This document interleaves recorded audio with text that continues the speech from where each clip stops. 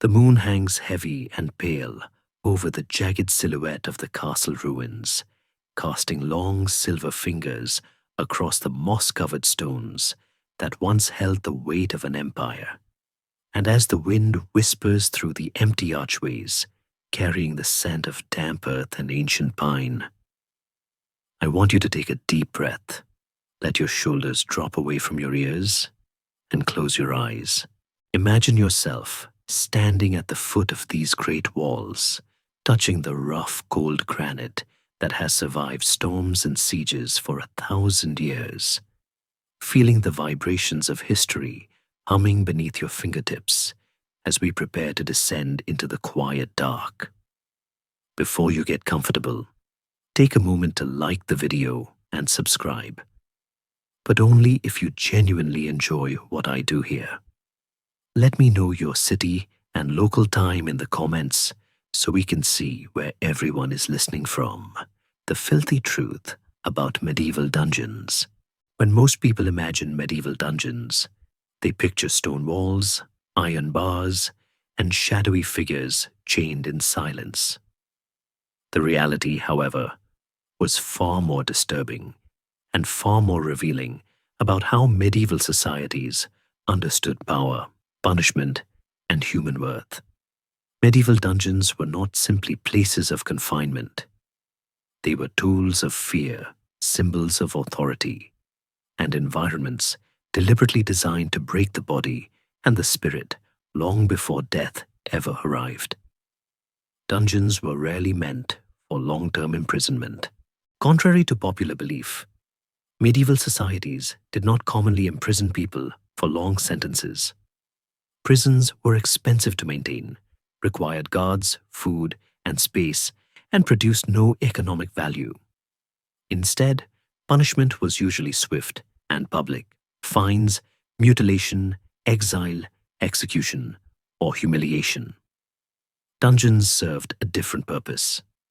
They were holding spaces, not correctional institutions. Prisoners were kept there while awaiting trial, ransom, confession, execution, or the decision of a lord or church authority. For many, entering a dungeon meant uncertainty, and uncertainty itself was a part of the punishment, designed to degrade, not contain. Medieval dungeons were often located deep beneath castles, fortresses, monasteries, or city halls. These spaces were intentionally built to be dark, damp, and airless. Windows were rare or non-existent. Light, if present at all, came from narrow slits or flickering torches controlled by guards. Stone walls absorbed cold and moisture. Floors were often bare earth or uneven rock, allowing water, mud, and waste to accumulate. In many cases, prisoners slept directly on the ground, without bedding, blankets, or protection from rats and insects. Sanitation was almost non-existent. Buckets, pits, or corners of the cell served as toilets, if prisoners were given any option at all. Over time, filth soaked into the stone itself, creating a permanent stench that clung to everything and everyone inside. Food as a weapon. Food in medieval dungeons was minimal by design. Prisoners were not fed to sustain health, only to delay death.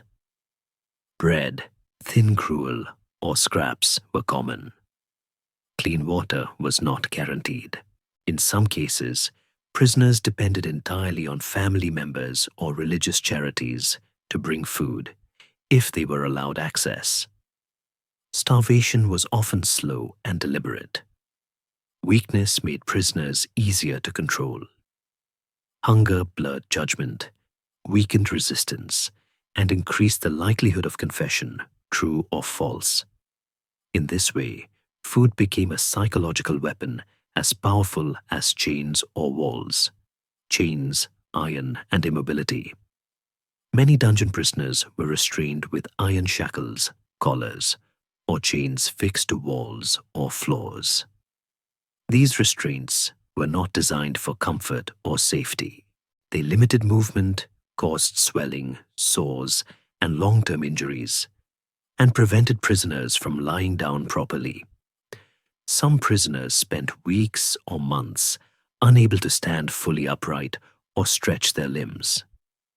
Over time, joints stiffened, muscles weakened, and pain became constant. Physical suffering was not accidental. It reinforced the authority of those who controlled the keys. Isolation and the breakdown of the mind. Perhaps the most devastating feature of medieval dungeons was isolation. Solitary confinement was common, not as a regulated punishment, but as a consequence of limited space and fear of communication between prisoners. Without clocks, calendars, or natural light, prisoners lost track of time. Days blended into nights. Weeks passed without any clear marker.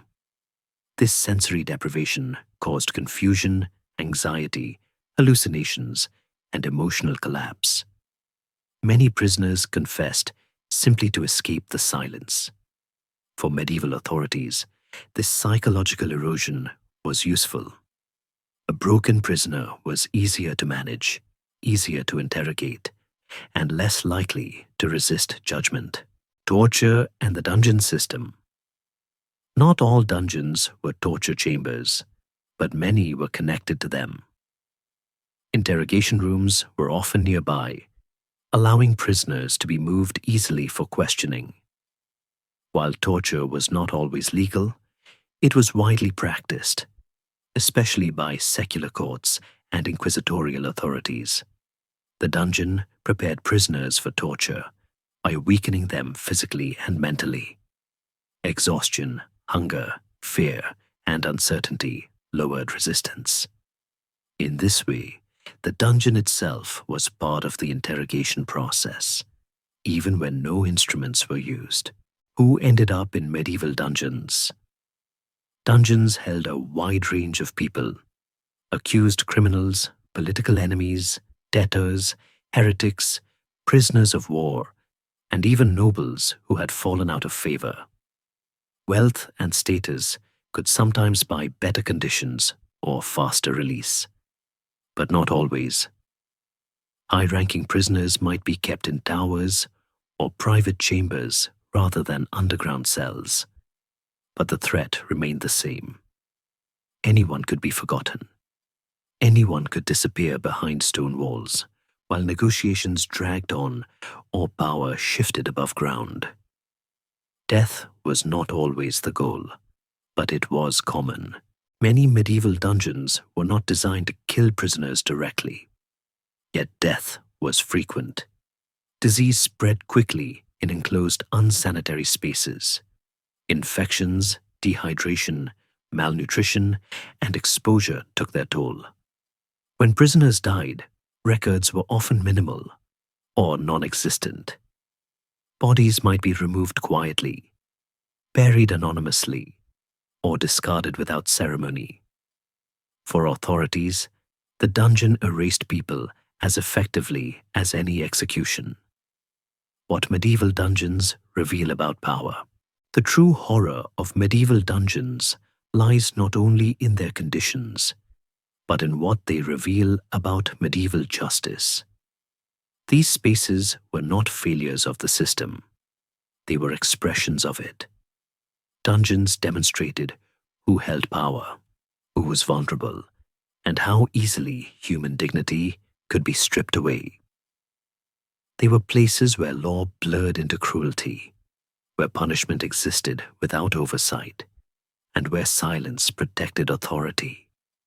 The dungeon was a reminder that medieval justice was less about fairness and more about control. The legacy of the dungeon. While modern prisons are very different in structure and philosophy, the legacy of medieval dungeons still lingers in cultural memory.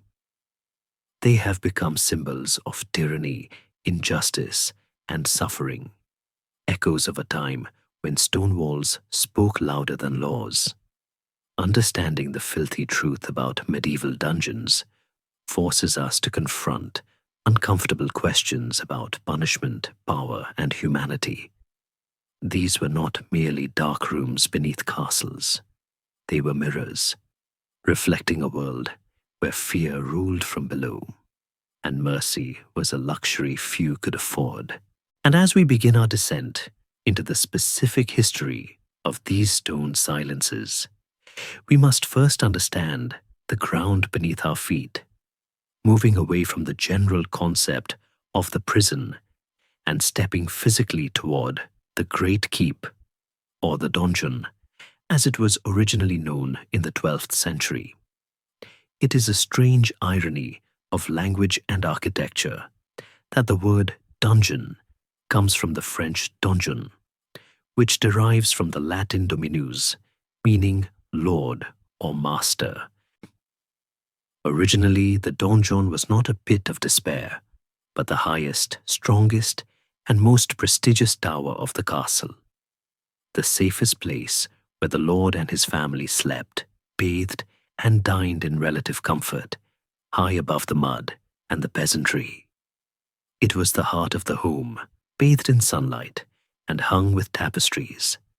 Yet, over centuries, as castles expanded and comfort became a priority for the nobility who preferred newer, airier wings, the old, thick-walled great towers were slowly abandoned to other uses. They became storage for grain, then weapons, and finally, for people who needed to be kept out of sight. The linguistic drift followed the physical descent.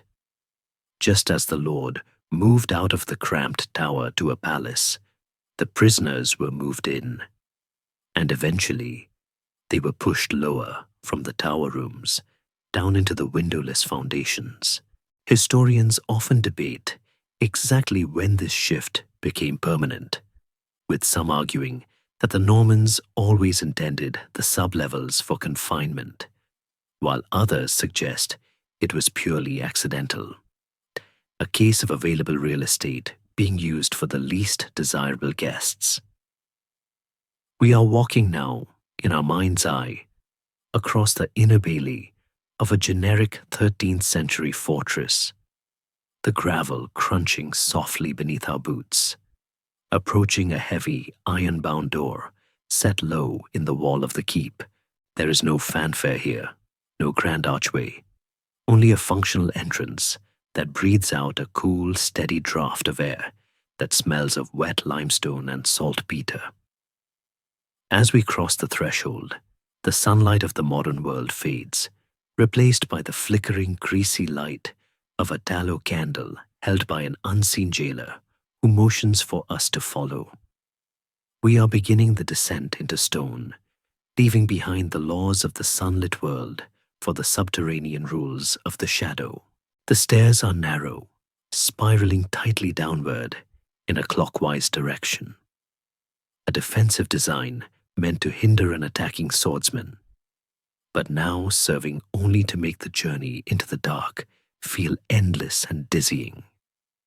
The temperature drops with every step, a physical weight pressing against the skin as the moisture in the air rises. It was in these transitional spaces, the stairwells and the guard rooms, that the reality of the dungeon truly began. For here, the acoustics changed. The thick walls swallowed the sounds of the outside world, birds, markets, wind, and replaced them with a heavy, suffocating silence, broken only by the drip of water and the distant, muffled shuffling of feet. It is a place where time begins to dissolve, where the stone itself seems to be waiting, patient and indifferent to the human lives it will soon enclose. And though we are merely visitors, ghosts passing through the masonry, the chill is real enough to make one pull their blanket a little tighter. Thankful that for us, the door at the top of the stairs remains unlocked. We have reached the bottom of the spiral, where the air sits heavy and still, pressing against the eardrums like deep water. And here, in the belly of the keep, we begin to understand that the true architect of the dungeon was not a mason, but silence itself. The architecture of anxiety is built on a scale that the modern mind struggles to comprehend, for these walls were not merely erected to define a space, but to obliterate the connection between the human soul and the turning world outside. As we run a hand along the rough-hewn limestone, damp with the condensation of centuries, we feel the terrifying solidity of medieval engineering. These walls are not the hollow drywall of today, but 10, 12, sometimes 15 feet of solid rock and rubble core. A thickness so immense that it creates its own microclimate, a perpetual shivering autumn that exists regardless of the season burning or freezing above ground. It is a strange and unsettling thought that the safest places in the medieval world, the impenetrable fortresses designed to withstand trebuchets and battering rams, became by their very nature the most hopeless prisons. For the same mass that kept the enemy army out, kept the prisoner's cry in, absorbing sound as greedily as it absorbed the warmth of a body. There is a profound psychological weight to being buried beneath thousands of tons of masonry, a feeling that the castle itself is sitting upon your chest, breathing slowly, waiting for you to exhale so it can tighten its grip.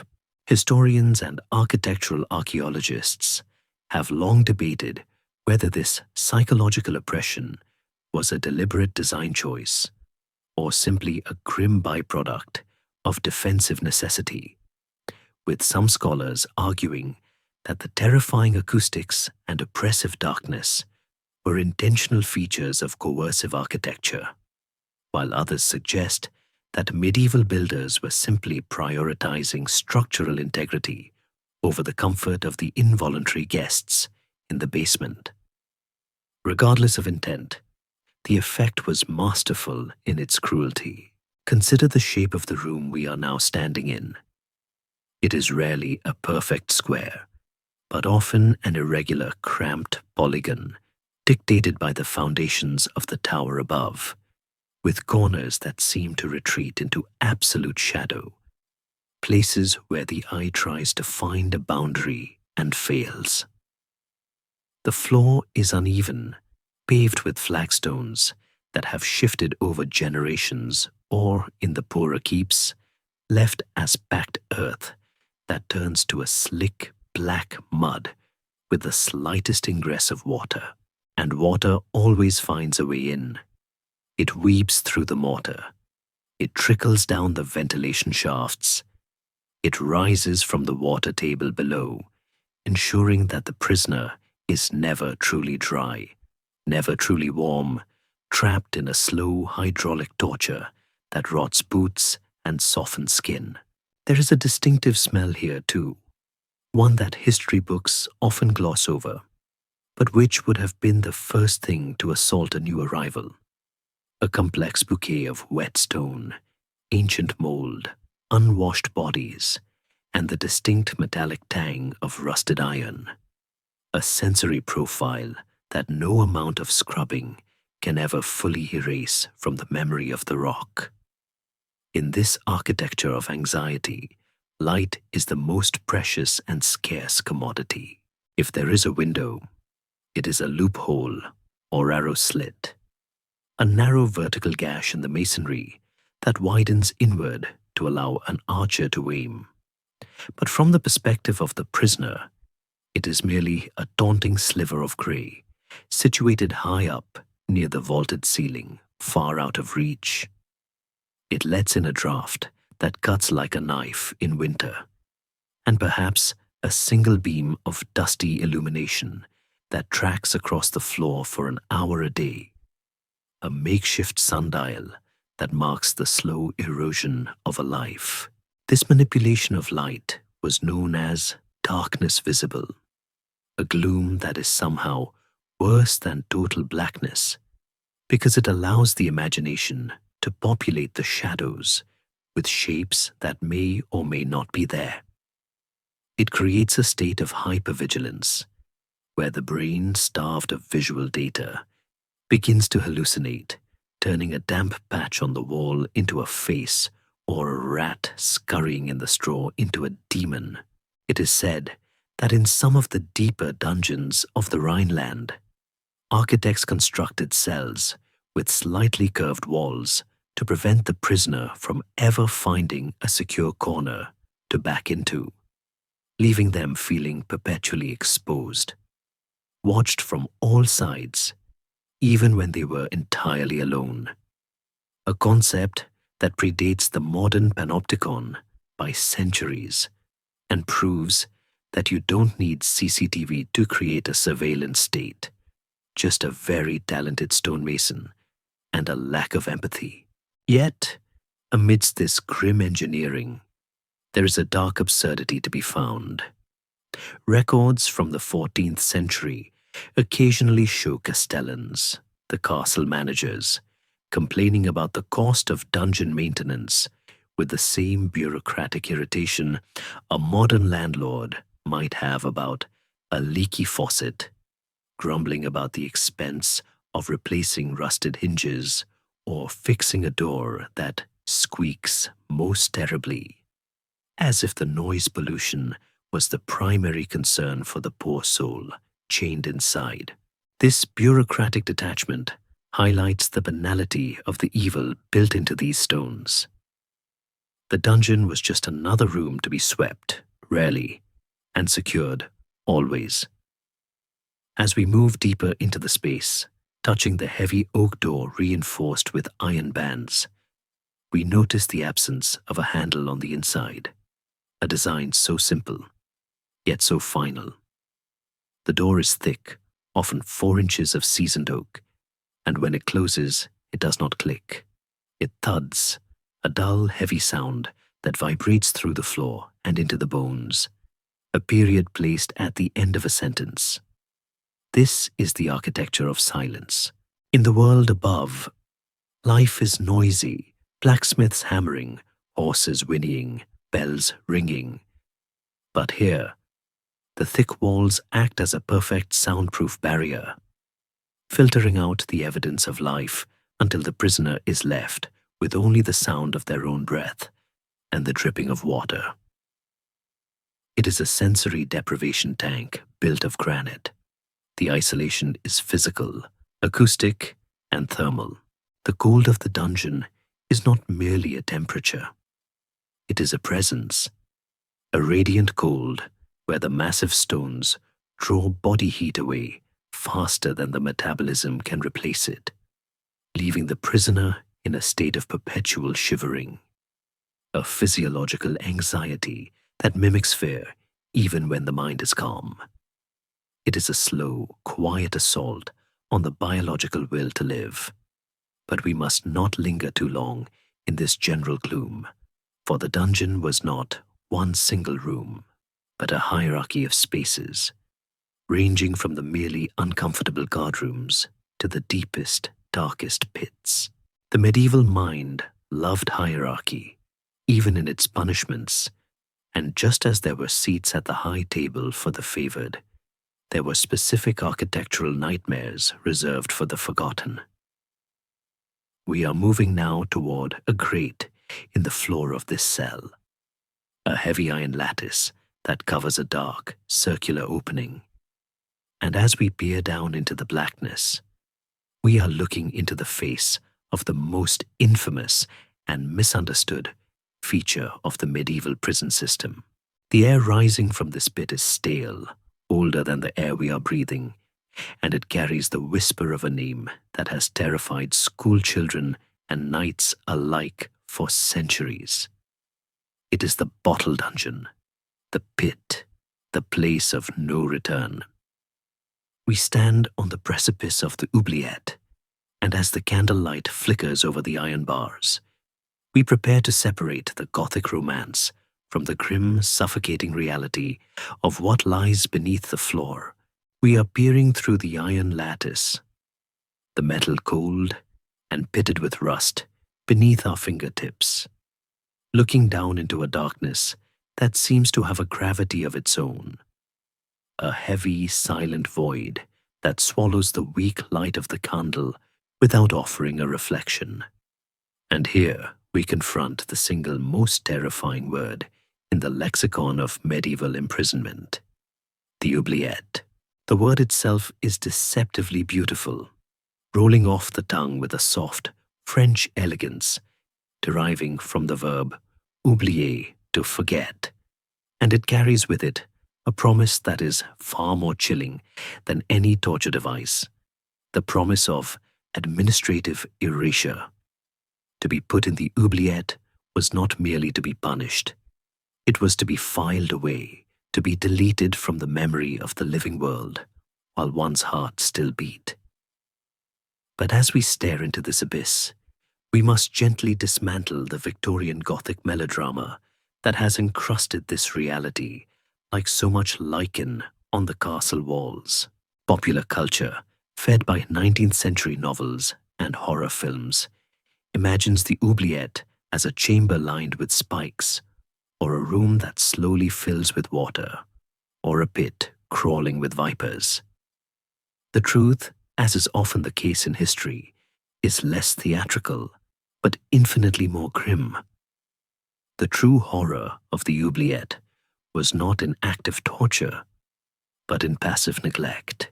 Structurally, these spaces are often referred to as bottle dungeons because of their distinctive shape.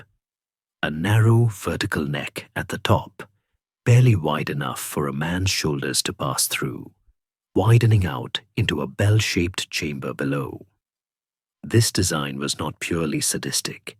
It was a marvel of engineering efficiency, ensuring that once a prisoner was lowered down on a rope, escape was physically impossible without external help, as the walls curved inward, offering no purchase for hands or feet, turning the cell into a stone jar from which no human spider could ever climb.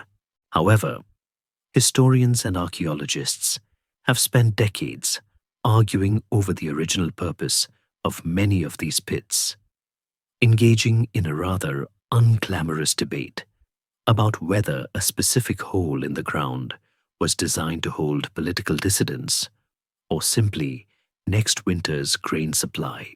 It is a peculiar historical irony that medieval architects were big believers in multifunctional spaces. Today, we have open-concept living rooms. Back then, they had grain silo in peace, prison in war, a duality that suggests many terrified prisoners spent their confinement sitting on remnants of old wheat chaff, wondering if they were being punished or merely stored.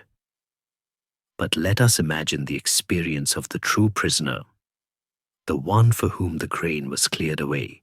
The descent would be a terrifying, disorienting ordeal, usually lowered by a winch or a simple rope, the circle of light above shrinking until it was nothing more than a distant, mocking star.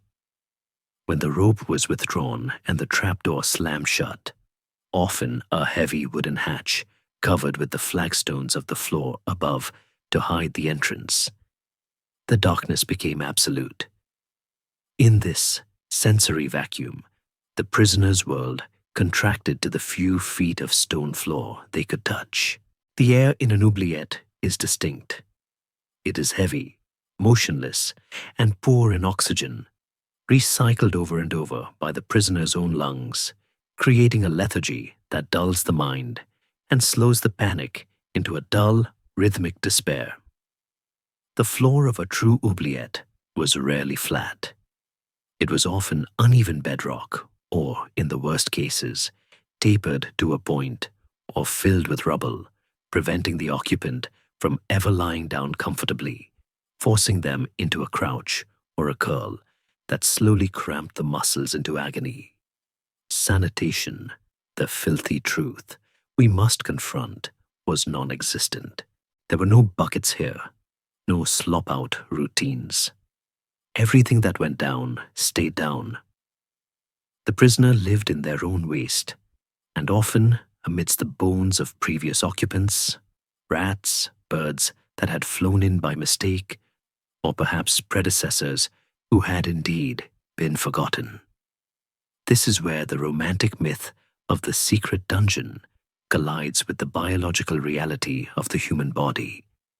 The smell alone would have been a weapon, a toxic cloud that burned the eyes and throat. Yet, the most agonizing aspect of the oubliette was not the filth, but the proximity to life. These pits were often situated directly beneath the guardrooms or even the kitchens.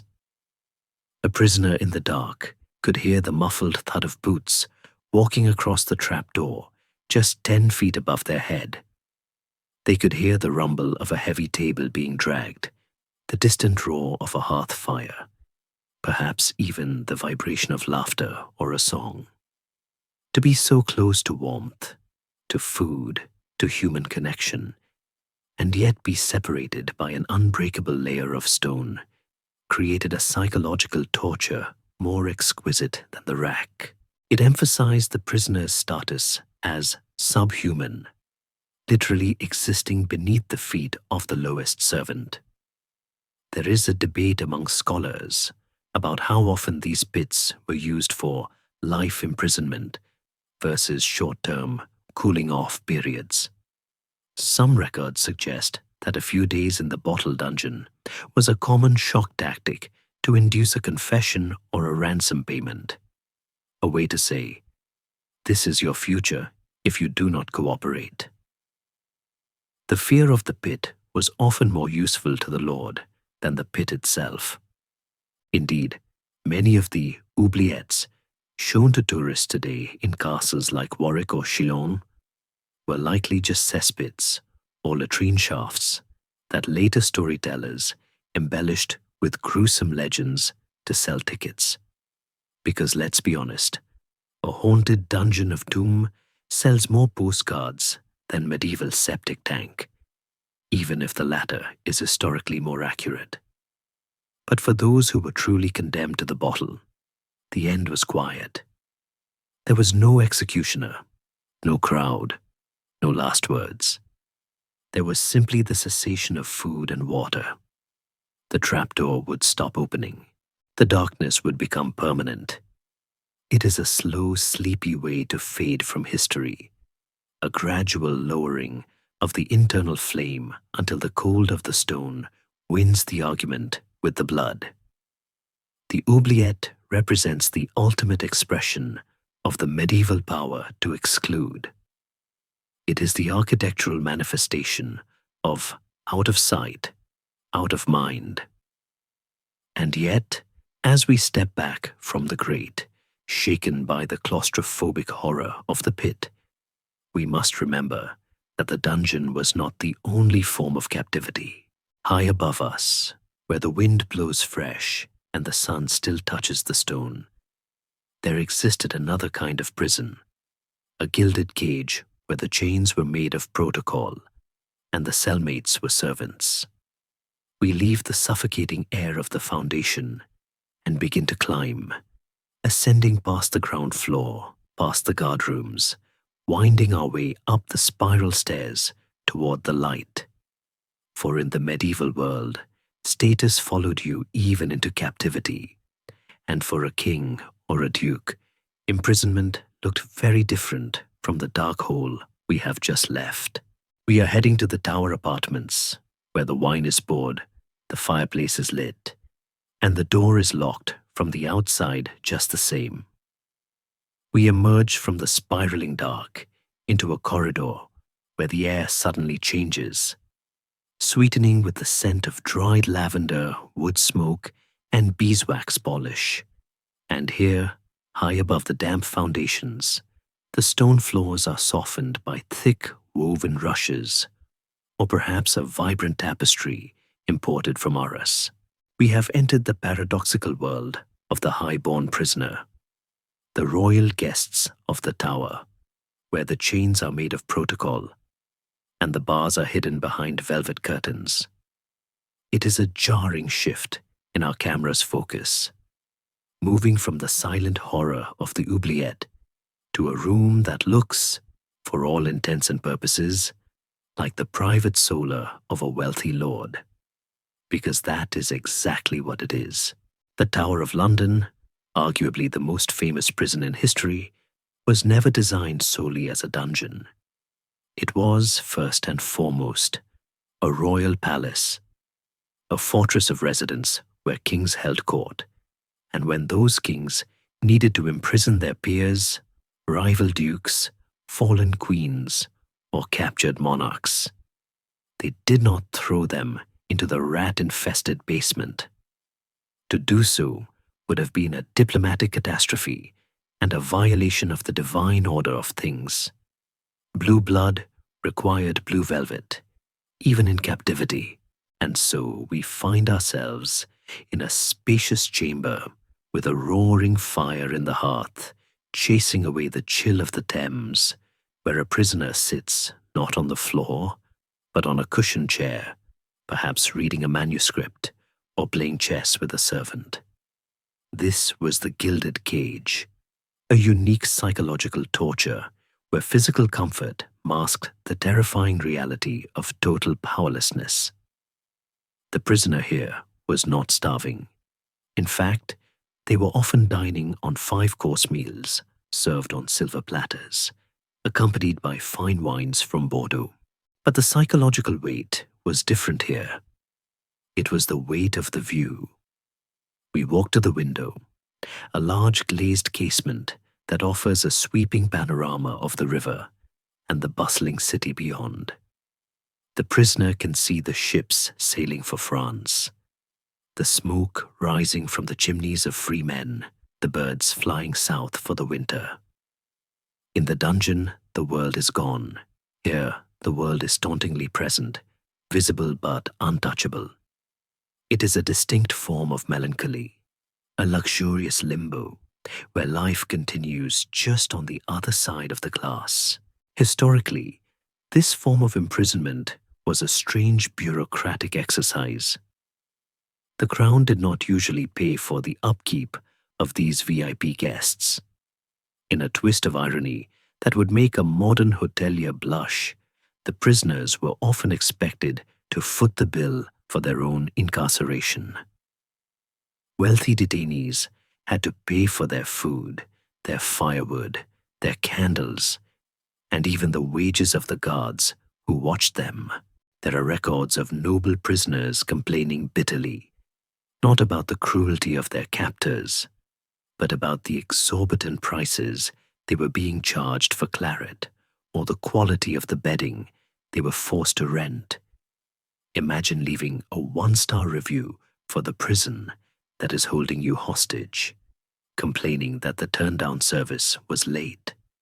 This financial arrangement creates a bizarre historical image. A prisoner sending urgent letters to his estate manager, demanding more funds be liquidated to pay the king for the privilege of staying locked in the king's tower. Yet despite the comforts, the danger was palpable. The axe did not discriminate based on the thread count of the sheets.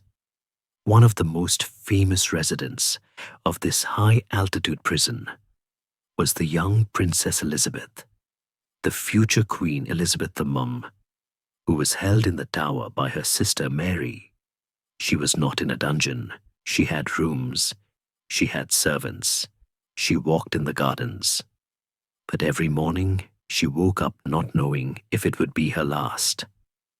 The terror was intellectual, a sharp, cold fear that sat at the breakfast table like an unwanted guest. This is the difference between the dungeon and the tower. The dungeon attacks the body, but the tower attacks the nerves. We can see the ghost of Charles, the Duke of Orleans, sitting in such a room. Captured at Agincourt, he spent 25 years, a quarter of a century, shuffled between various English castles, including the Tower. He did not rot in chains. Instead, he wrote thousands of lines of poetry, crafting some of the most beautiful verse of the Middle Ages, channeling his sorrow into rhyme. It is a romantic image, the poet prince in the Tower. But 25 years is a lifetime to watch the seasons change through a stone frame. Historians and literary scholars still debate the nature of his prison poetry. Was it a genuine expression of despair? Or was it a carefully curated performance, a way to maintain his status and political relevance in the French court even while absent? Did he write to stay sane, or did he write to stay famous? The answer is likely both. The luxury of these prisons allowed for a strange kind of cultural production. Sir Walter Raleigh wrote his History of the World while imprisoned, surrounded by books and maps, his mind traveling the globe while his body remained fixed in London. It suggests that while stone walls can stop a man, they cannot stop a mind that has access to a library and a sufficient supply of ink. However, this comfort was precarious. The honorable imprisonment relied entirely on the whim of the captor. We must understand the concept of parole in its original medieval sense, parole meaning word. A noble prisoner might be allowed to leave the castle during the day to hunt or hawk, provided they gave their word of honor that they would return by sunset. To break one's word was to commit social suicide, a fate often deemed worse than death in the chivalric code. This system created a surreal paradox where the jailer was also the host and the prisoner was also the dinner guest. King John II of France, captured by the English, lived in the Savoy Palace with a household of nearly 80 people, enjoying a lifestyle that was arguably better than what he had back in Paris during the war, leading to the darkly humorous reality that some prisoners were in no particular rush to go home to the responsibilities of ruling. But let us not be fooled by the velvet. We run our hand along the heavy oak door of the apartment, tracing the iron studs. There is no handle on the inside here either.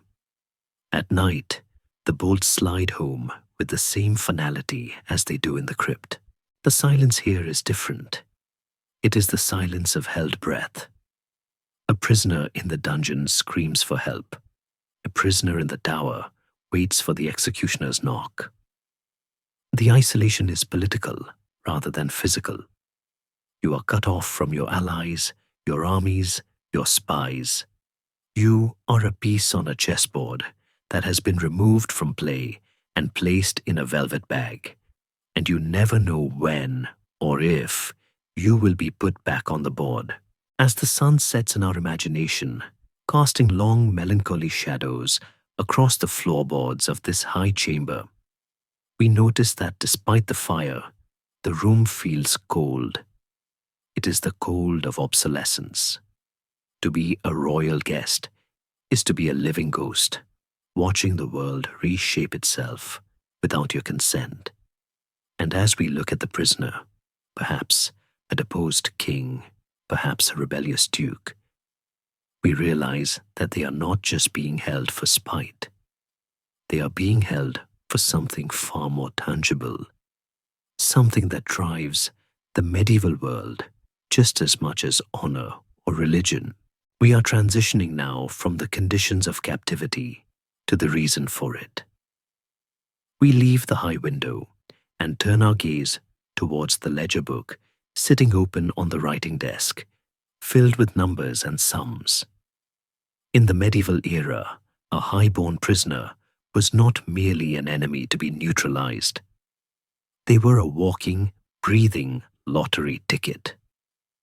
The walls of this tower were built to keep the prisoner in, yes, but they were also built to protect an investment. We are about to discover that in the feudal system, everything has a price tag, including a human life. We move now to the counting house of war to understand the economy that turned knights into currency. We turn the page of the heavy ledger, the parchment crinkling softly in the quiet room, and focus our attention on the ink-stained columns of numbers that define the true heartbeat of medieval warfare. Here, in the warm glow of the solar, we uncover the economic engine that kept the castle gates locked, but the prisoner alive, the business of ransom. To the modern mind, war is a matter of ideology or territory, a clash of flags and borders. But to the medieval knight, war was also a high-stakes venture capital investment, and the dungeon, or the tower apartment, was merely the vault where the assets were stored until they matured. We must shift our perspective from the romantic to the pragmatic. When a knight on the muddy fields of Agincourt or Crécy raised his gauntlet and cried, "I yield," he was not merely surrendering his sword. He was initiating a complex financial contract. He was declaring himself to be a man of worth, a walking sack of gold coins that, if preserved, could change the fortunes of his captor forever. This is why the noble prisoner was treated with wine and roasted meats. You do not damage the merchandise before you sell it. It is a cynical yet fascinating truth that the code of chivalry, with all its talk of honor and mercy, was buttressed by a solid framework of greed. A live duke was worth a fortune. A dead duke was just a heavy piece of metal to be dragged off the field. The mechanics of this living currency were surprisingly bureaucratic. Once a noble was captured and secured in the tower, the negotiations began. A slow, polite, and agonizingly detailed correspondence between the captor and the prisoner's family. We can imagine the scene, the prisoner sitting at a desk, dipping a quill into an inkpot, composing a letter to his wife or his steward back home. The tone is urgent but constrained by the etiquette of the day. He must explain that he is well, that his host is gracious, always important to flatter the man reading the mail, but that the price of his freedom has been set at a sum that might require selling the southern orchards, melting down the church plate, or mortgaging the castle itself. There is a gentle, dark humor in these letters, a sense of a traveler writing home to say, "The vacation is lovely, but I've lost my wallet, and also I've accidentally bet the house." For the family left behind, the capture of a lord was a financial catastrophe. We can see the steward in the home castle, scratching his head, looking at the empty granaries, trying to calculate how many sheep equal one husband. Historians often debate the impact of this ransom culture on the violence of the era. Some argue that it acted as a civilizing force, a golden parachute that curbed the slaughter of the elite, turning battlefields into chaotic marketplaces where the goal was to tackle your opponent, not kill him. Others suggest it merely shifted the violence downward, sparing the rich while ensuring that the common archer or foot soldier, who had no ransom value, was dispatched without mercy. It created a two-tier experience of war, for the wealthy a temporary inconvenience, for the poor a finality. But for the high-value prisoner, the waiting game was the true punishment. Negotiations could drag on for years. There were disputes over the valuation. Was the prisoner really a duke, or just a very well-dressed count? Captors would often inflate the value of their guest, praising their lineage and importance, while the prisoner's family would try to talk down the price, pleading poverty and hard times. It was a haggling process, not unlike buying a used rug in a bazaar, except the commodity was a human being sitting in a tower room, waiting for his price to be met. The most famous example of this economy of extraction is the ransom of Richard the Lionheart, captured while returning from the Crusades. The price for his release was set at 150,000 marks, a sum so astronomical it amounted to twice the annual income of the entire English crown. To pay it, England was bled dry, taxes were raised, wool was seized, and churches were stripped of their gold and silver. It is said that not a chalice was left in the kingdom. Here the dungeon reaches out its hand to touch every citizen. The peasant in the field, who never saw the castle, worked harder and ate less, because a king was sitting in a German fortress, waiting for the check to clear. This connects the silence of the cell to the noise of the market. The prisoner is the pebble dropped in the pond, and the ripples of his debt wash over the entire land. Yet, there was a strange intimacy to this business. Sometimes, if a prisoner could not raise the funds immediately, they were released on parole to go home and collect the money themselves. Imagine the surreal nature of this arrangement. A knight is captured, promises to pay, is allowed to ride home to his own castle, gathers the gold, and then, bound only by his word, rides back to his captor to hand it over and finalize his release. It speaks to a psychological landscape we can barely understand today, where honor was a tangible asset, more valuable than the gold itself. To break one's parole was to become a nithing, a person of no worth, a social ghost who could never be trusted or employed again. So they returned, carrying their own price in saddlebags, completing the transaction with a handshake. However, not every story had a golden ending. We must also look at the darker side of the ledger, the bad debt. What happened when the family could not pay? What happened when the political winds shifted and the prisoner was no longer worth ransoming? This is where the gilded cage began to rust. A prisoner who lost their economic value lost their privileges. The wine stopped coming. The fire was allowed to burn low. The servants were reassigned. We can feel the slow creeping dread of the noble who realizes the letters from home have stopped arriving. He has transitioned from an asset to a liability, a mouth to feed with no return on investment. Slowly, gradually, he might be moved from the tower apartment to a lower room, and then perhaps, as the years grind on, to the damp anonymity of the lower levels. The economy of ransom had no safety net for the bankrupt.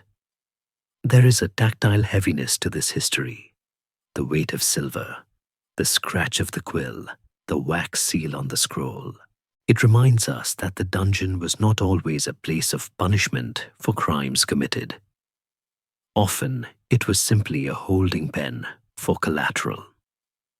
The stone walls were the edges of a contract. But as the candle burns lower in the high tower, and the gold is counted and recounted, we must remember that this world of negotiation and parole was a luxury reserved for the few. For the vast majority of humanity, the peasant, the poacher, the heretic, the soldier without a crest on his shield, there was no ledger, no negotiation, and no price tag. Their value was zero, and for them, there was no solar with a view of the river. For them, the castle offered a different hospitality entirely. We leave the counting house now, closing the heavy book of accounts, and we follow the gravity that pulls everything downward. We leave the light, the gold, and the hope of release, and we return to the spiral stairs, descending past the ground floor, past the cellar, down into the breathing dark, where the air turns thick and the only currency is endurance. We are going back to the reality of the common man, to the sensory truth of the deep confinement. We leave the warmth of the solar and the rustle of account books behind, descending once more into the throat of the castle. And as we go lower, the air begins to change again. It loses the scent of wood smoke and lavender, replacing it with a thick, mineral heaviness that tastes of wet copper and old earth. We are entering the domain of the damp and the dark, the sensory baseline of the medieval prisoner's existence. Here, in the sublevels, the stone is not merely a structural element. It is a living, weeping thing. We must pause to understand the physics of these spaces, built deep into the earth, often below the water table or the level of the moat. These chambers acted as massive sponges. The moisture here does not just drip from the ceiling, it sweats from the walls themselves, a phenomenon known as weeping masonry, where the condensation of the warmer outside air hits the freezing interior rock, creating a perpetual slick of slime that coats every surface. It is a tactile world where nothing is ever truly dry.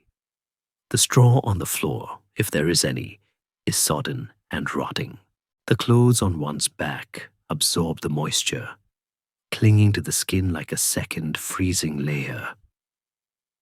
This is the damp that history books mention in passing. But for the person living inside it, it was a relentless physical assault. It crept into the joints, swelling the knuckles and stiffening the knees, creating a deep, aching rheumatism that would plague a survivor for the rest of their life. A permanent souvenir of the dark. To the medieval mind, this dampness was terrifying for reasons that went beyond simple discomfort. We must remember that medieval medicine was based on the theory of the four humors: blood, yellow bile, black bile, and phlegm. Health was a balance of these fluids, and the environment was believed to directly influence them.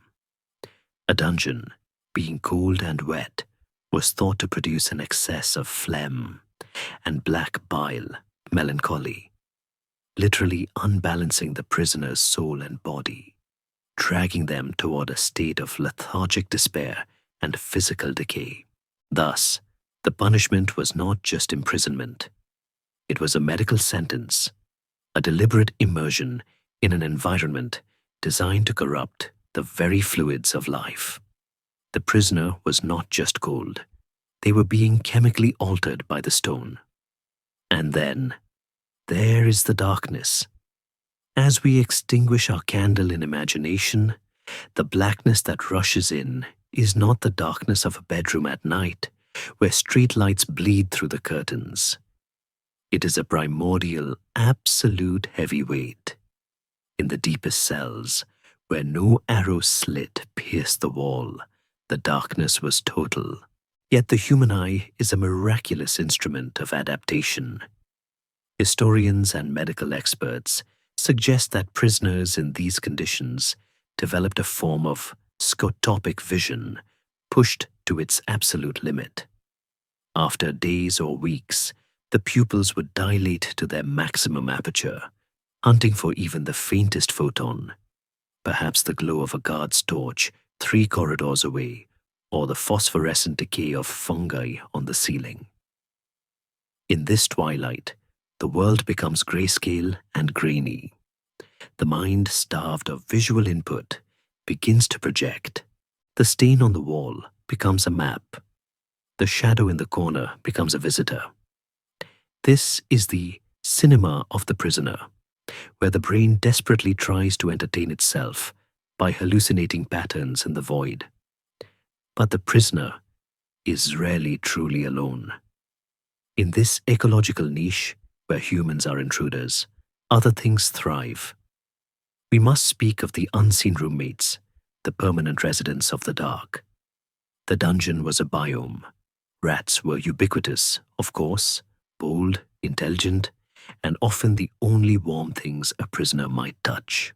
There are accounts, strange and touching, of prisoners taming these creatures, sharing their meager crumbs simply to hear the sound of another living heart beating in the silence. It speaks to the desperate human need for connection, that a creature usually reviled as a pest could become a cherished companion, a small, furry anchor to sanity. Insects, too, claimed the space. Spiders spinning webs in the corners that were never swept, lice and fleas that colonized the seams of clothing. The prisoner became a host, a landscape for these tiny lives. It is a humbling, itchy reality that stripped away human vanity. In the dark, a duke is just a warm meal for a flea, no different from the peasant in the next cell. There is a distinct soundscape to the damp and the dark. Without the visual world to distract it, the ear becomes hypersensitive.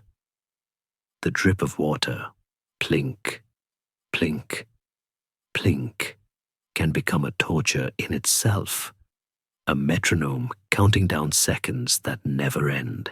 The sound of water moving through the castle's drainage systems, the gong farmer cleaning the cesspits, the distant rumble of a drawbridge. These were the news bulletins of the underworld. Prisoners learned to read the castle's routine through vibration and muffled echoes. A quick marching step meant a guard change. A slow, shuffling step might mean food. A dragging sound might mean a new arrival or a departure. We must also consider the floor. In many of these lower dungeons, the floor was not paved. It was packed earth, which meant that in the damp, it turned to mud. This simple fact had horrific consequences. It meant that one could never really get clean. The mud worked its way into sores, causing gangrene. It meant that one could not pace the cell without slipping or sinking. The prisoner was literally grounded, stuck in the mire of their own confinement. And in this mud, things grew. Molds and mildews bloomed in the stagnant air, releasing spores that the prisoner inhaled with every breath. Modern archaeologists exploring these spaces often find the walls encrusted with saltpeter or potassium nitrate, a white, crystalline substance that grows on stone in damp conditions. It creates a glittering, frosty appearance in the torchlight, a cruel mimicry of snow or starlight in a place that has seen neither. Scholars often debate the extent of sensory deprivation in these spaces. Some argue that total isolation was rare, that dungeons were actually crowded, noisy, smelly places where the horror was not loneliness, but the lack of privacy. Too many bodies packed into a small, dark, wet hole. The oubliette was the exception. The crowded hold was the rule. In these cases, the damp and the dark were shared miseries. Body heat might raise the temperature slightly, but it also raised the stench. The darkness allowed for a strange anonymity. You could be chained next to a stranger for months, hear their breathing, smell their sickness, yet never truly see their face, only a silhouette against the grey gloom. As we stand in this imaginary cell, feeling the chill seep through our own clothes, we realize that the true weapon here was the erosion of the self. The damp softens the skin, the dark softens the resolve. The boundaries of the body seem to dissolve into the wet stone. You are no longer a person separate from the room. You are an organ of the castle, digesting slowly in its belly. It is a state of suspended animation, a hibernation without sleep. And as the body fights to stay warm, burning through its reserves of fat and muscle, another hunger begins to wake up. The cold triggers a primal need for fuel, for the fire of metabolism. But in the dungeon, the supply chain is broken. We have felt the walls, we have breathed the air, and now, inevitably, we must turn our attention to the emptiness in the belly. We move from the sensory deprivation of the environment to the sensory deprivation of the diet. The stomach rumbles, a sound that echoes loudly in the quiet stone box, and we prepare to look at what was and wasn't on the menu. The heavy oak door groans on its hinges, a sound that triggers a desperate Pavlovian spike of adrenaline in the blood. For in the sensory vacuum of the dungeon, this sound means only one of two things: judgment or sustenance.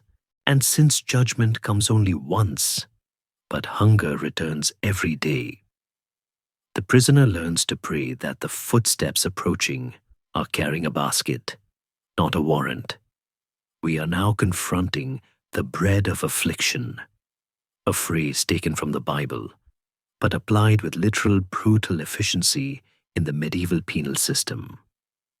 As the jailer slides a wooden bowl or a rough cloth bundle across the flagstones, we must adjust our modern culinary expectations. There is no steaming pot of stew here, no tear and share loaf fresh from the oven. The food served in the deep dark was a study in minimalism, designed not to nourish, but merely to sustain the biological flicker of life for one more day. It was a caloric tether, just strong enough to keep the soul tied to the body, but weak enough to ensure that the body could offer no resistance to the will of the state. The staple of this diet was, of course, bread. But to call it bread is to insult the bakers of the world. In the medieval hierarchy of grains, white wheat bread, manchet, was for the tables of the rich. The prisoner received what was often known as horse bread or black bread, a dense, heavy brick baked from a chaotic mix of rye, barley, peas, beans, and sometimes, if the harvest had been poor, acorns or ground bark. It was dark, coarse, and incredibly hard. A prisoner with loose teeth, a common condition after months of scurvy, might find the act of eating it to be a physical battle. This bread was often baked weeks in advance to save fuel, meaning it arrived in the cell with the consistency of a stone. There is a grim archaeological debate about the nutritional value of this prison loaf. Some historians argue with a touch of irony that it was actually healthier than the white bread of the nobility, packed with fiber and ancient grains that would cost a fortune in a modern health food store. However, the secret ingredient was often grit, sand from the millstones that slowly ground the prisoner's teeth down to the gum line, a dental erosion that forensic anthropologists use today to identify the skulls of the long-suffering poor. Then there was the water. In a castle, fresh water was a labor-intensive luxury, drawn from deep wells or carried up from the river in buckets. The water that reached the dungeon was often the leavings, or drawn from rain barrels that had been standing open to the elements. It might be covered in a green mantle of algae, or swimming with wriggling larvae. Prisoners learned to drink it through clenched teeth, using their own lips as a sieve, or to sip it in the dark so they wouldn't have to see what they were swallowing. In some jurisdictions, the prisoner was allowed a small beer, a very weak, watery ale. This was not a kindness, but a safety measure. The brewing process killed the bacteria, meaning the beer was safer than the water. To be sober as a judge was a virtue, but to be drunk as a prisoner was often just a matter of hydration. But the true cruelty of the dungeon diet was not the quality, but the quantity. This was the pittance, a term that has survived into our language to mean a tiny amount.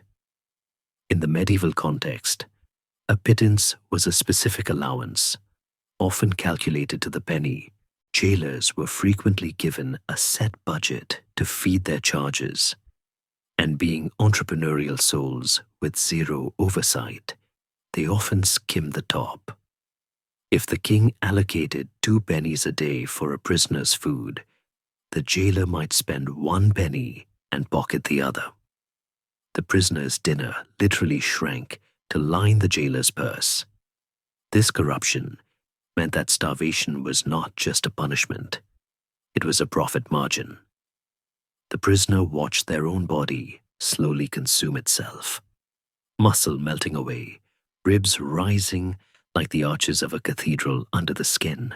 This starvation mood creates a distinct psychological state. A fog settles over the mind, a dreamlike lethargy where the edges of reality blur. The anger fades, replaced by a quiet, desperate obsession. Prisoners would spend hours contemplating a single fallen crumb, investing it with the significance of a holy relic. However, the dungeon system was not entirely without mercy, or at least without external intervention. In many cities, charity was the only thing keeping prisoners alive. It was considered a corporal work of mercy for a good Christian to feed the hungry, and that included the wretches in the local jail. We can imagine a begging grate, a small barred window that opened from the dungeon onto the street level. Here, prisoners would thrust their hands or hang baskets, crying out to passers-by for bread for the poor prisoners. It created a strange, porous boundary between the free and the condemned. A merchant walking to market might toss a half-eaten apple or a coin into the grate, a transaction that bought him a little spiritual credit and the prisoner a few more hours of life. In this way, the dungeon was not a closed system. It was a parasite on the city, fed by the guilt and pity of the community. Here is a fascinating scholarly discussion regarding the status starvation of high-ranking hostages. As we mentioned, noble prisoners had to pay for their own food. But what happened if they ran out of money? There are accounts of knights who, having exhausted their funds and their families' patience, slowly slid from the a la carte menu to the prison loaf. It was a dietary demotion that mirrored their fall from grace. There is a dark anecdote about a wealthy Italian banker imprisoned in a tower, who, when he refused to reveal the location of his hidden gold, was sent a covered silver platter for dinner. When he lifted the lid with trembling hands, anticipating a roast chicken, he found only a piece of parchment and a quill, a reminder that he could eat as soon as he wrote the check. It seems the cash or credit question has always been with us, even in the 14th century. Yet despite the grimness, the human spirit is stubborn. There are stories of prisoners creating dungeon cuisine, trapping rats or birds that flew into the cell, or scraping moss from the walls to boil into a tea. It speaks to a biological imperative that refuses to quit. One famous legend, likely a myth, but a persistent one, tells of a prisoner who survived by drinking the milk of his own daughter, who visited him daily and secretly nursed him through the bars.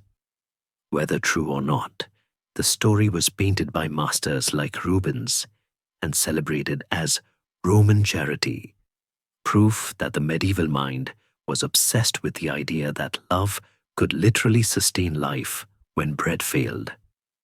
As the meal, such as it was, ends, the bowl is taken away, or the crumbs are licked from the floor, and the long wait begins again. The belly may be empty, but the mind is dangerously full.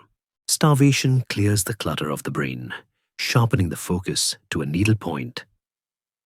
And when a human being is left alone with this sharp, clear mind and walls of soft limestone, an irresistible urge arises.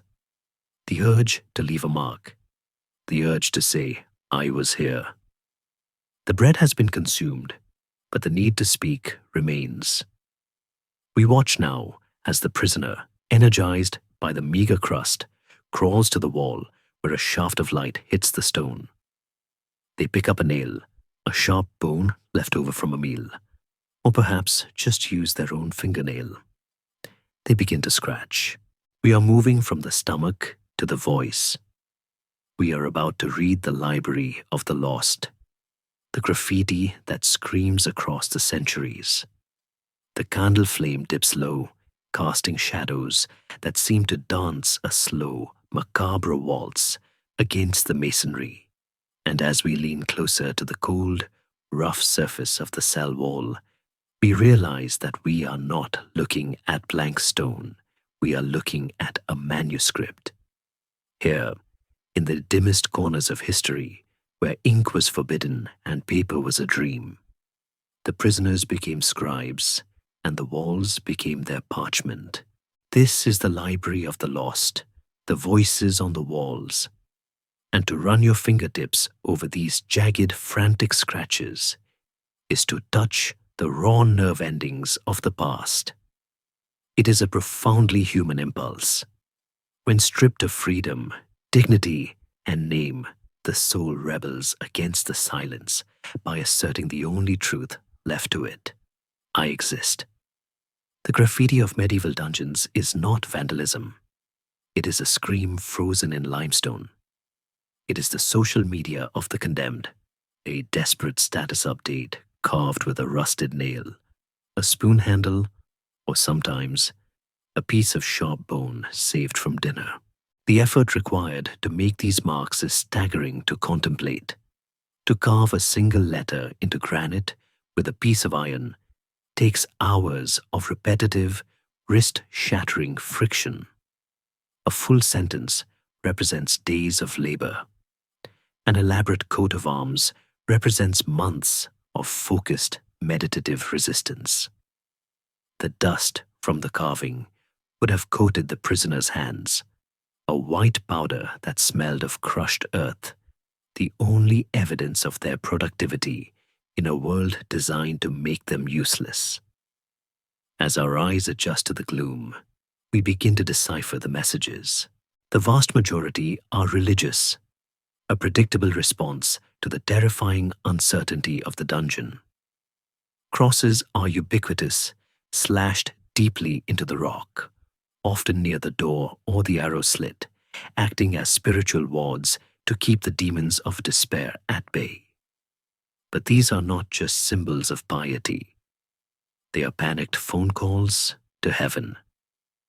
We see the IHS monogram of Christ, the Marian M, and fragments of Psalms, Miserere mei, Deus, have mercy on me, O God. In the Beauchamp Tower of the Tower of London, arguably the finest gallery of prison art in the world, the walls are thick with these petitions. We find the intricate carving of Thomas Mere, an Irishman imprisoned in 1581 for leading a rebellion. He left behind a poetic lament that still rhymes in the dark. By torture strange my truth was tried, yet of my liberty denied. It is a haunting thought that while his body has long since turned to dust, his complaint remains as sharp and legible as the day he blew the stone dust away from the final letter. However, historians and epigraphers, the scholars who study ancient inscriptions, engage in a fascinating debate about the authorship of some of these masterpieces. While many are undoubtedly the work of prisoners, some scholars argue that the most elaborate, deeply relief-carved examples, complete with perfect heraldry and borders, might have been the work of bored jailers or guards seeking to pass their own long shifts, or perhaps professional masons hired by wealthy prisoners to memorialize their stay. It is a lovely, if cynical, historical possibility that a rich nobleman might have commissioned a dungeon plaque in the same way a modern donor buys a brick at a university ensuring that even in prison, his brand recognition remained high. I was imprisoned here, and I have the logo to prove it. But for the crude, shallow scratches near the floor, there is no debate. These are the marks of the desperate. We also find calendars, the tally marks of the cinema, though in reality, they were often more complex.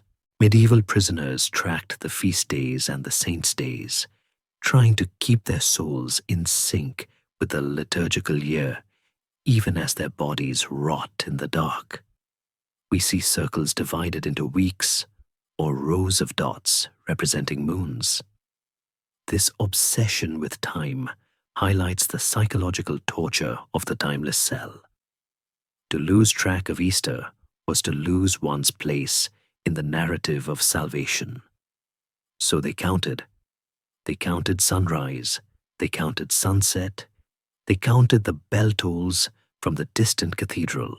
And when the counting stopped, the silence of the unfinished row speaks louder than any words. But it wasn't all prayer and sorrow. There is a surprising amount of gaming etched into the floors of medieval keeps. We frequently find the grid for Nine Men's Morris or Merrills, a strategy game similar to checkers, scratched into the flagstones or window ledges. This reveals a startling truth. Prisoners were often bored out of their minds. The dungeon was a place of terror, yes, but it was mostly a place of crushing, suffocating tedium. Prisoners played games with each other, or with their guards, or against themselves, moving pebbles or bits of dried clay across the stone board. It creates a humanizing tableau. Two men, perhaps enemies, hunched over a scratched grid in the twilight, arguing over a move while the executioner waits upstairs. It suggests that the need for play, for distraction, is as fundamental as the need for bread. Then there are the curses. Not every prisoner turned to God. Some turned to rage. We find apotropaic marks, symbols of witchcraft or folk magic designed to curse the captor or protect the captive. Hex foils, six-petaled flowers, and intricate geometric knots were believed to trap evil spirits or bind the power of the jailer. These carvings are often hidden, tucked away in the corners or near the floor, secret weapons in a supernatural war. They remind us that the medieval world was porous to the invisible. The dungeon was not just a physical box, but a spiritual battleground where the devil was just as real as the rats. And occasionally, we find the deeply personal names of wives, lovers, or children. Janet, Marie, Robert, just a name, floating in a sea of stone. These are the most painful to read. They are not prayers for salvation, but anchors to the emotional world. By carving the name of a loved one, the prisoner summoned their ghost into the cell, a companion to share the dark. There is a gentle tragedy in imagining a rough soldier spending 3 weeks carving the curve of a J just to feel closer to a woman who might already believe him dead.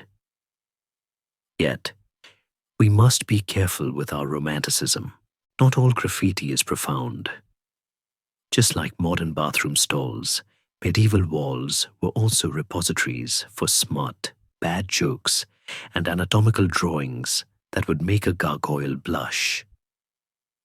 There is something strangely reassuring about finding a crude caricature of a god with donkey ears, or a boast about sexual conquest, etched into a 13th century wall. It proves that the human sense of humor, juvenile, defiant, and rude, is virtually indestructible.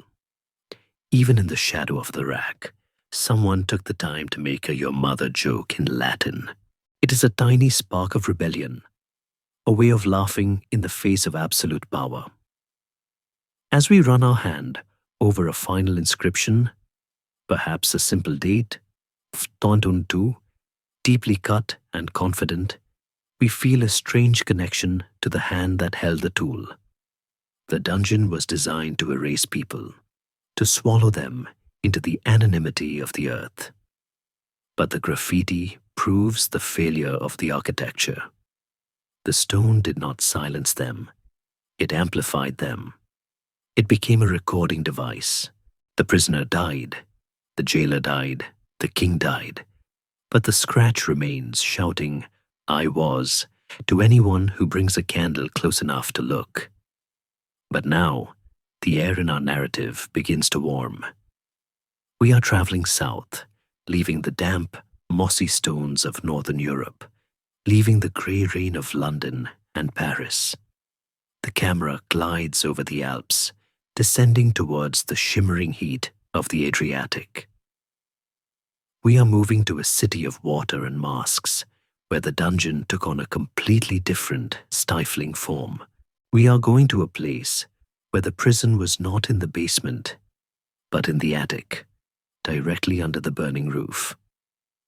The stone is replaced by lead, the cold is replaced by a suffocating heat, and the silence is replaced by the violin music of the carnival drifting up from the square below.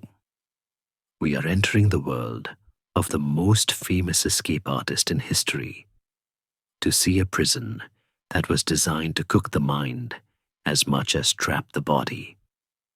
We are going to the Leads.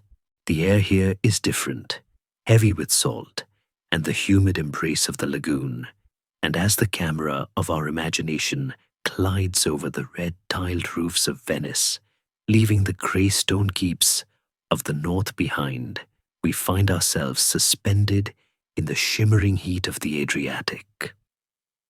We are hovering above the Doge's palace, that masterpiece of pink and white marble that floats upon the water like a lace dream. A building dedicated to beauty, art, and the absolute power of the Venetian Republic. But we are not here to admire the Titians or the Tintorettos in the great council chamber.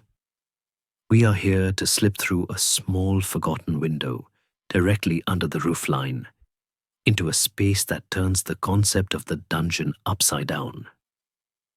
In most of Europe, to be punished was to be sent down.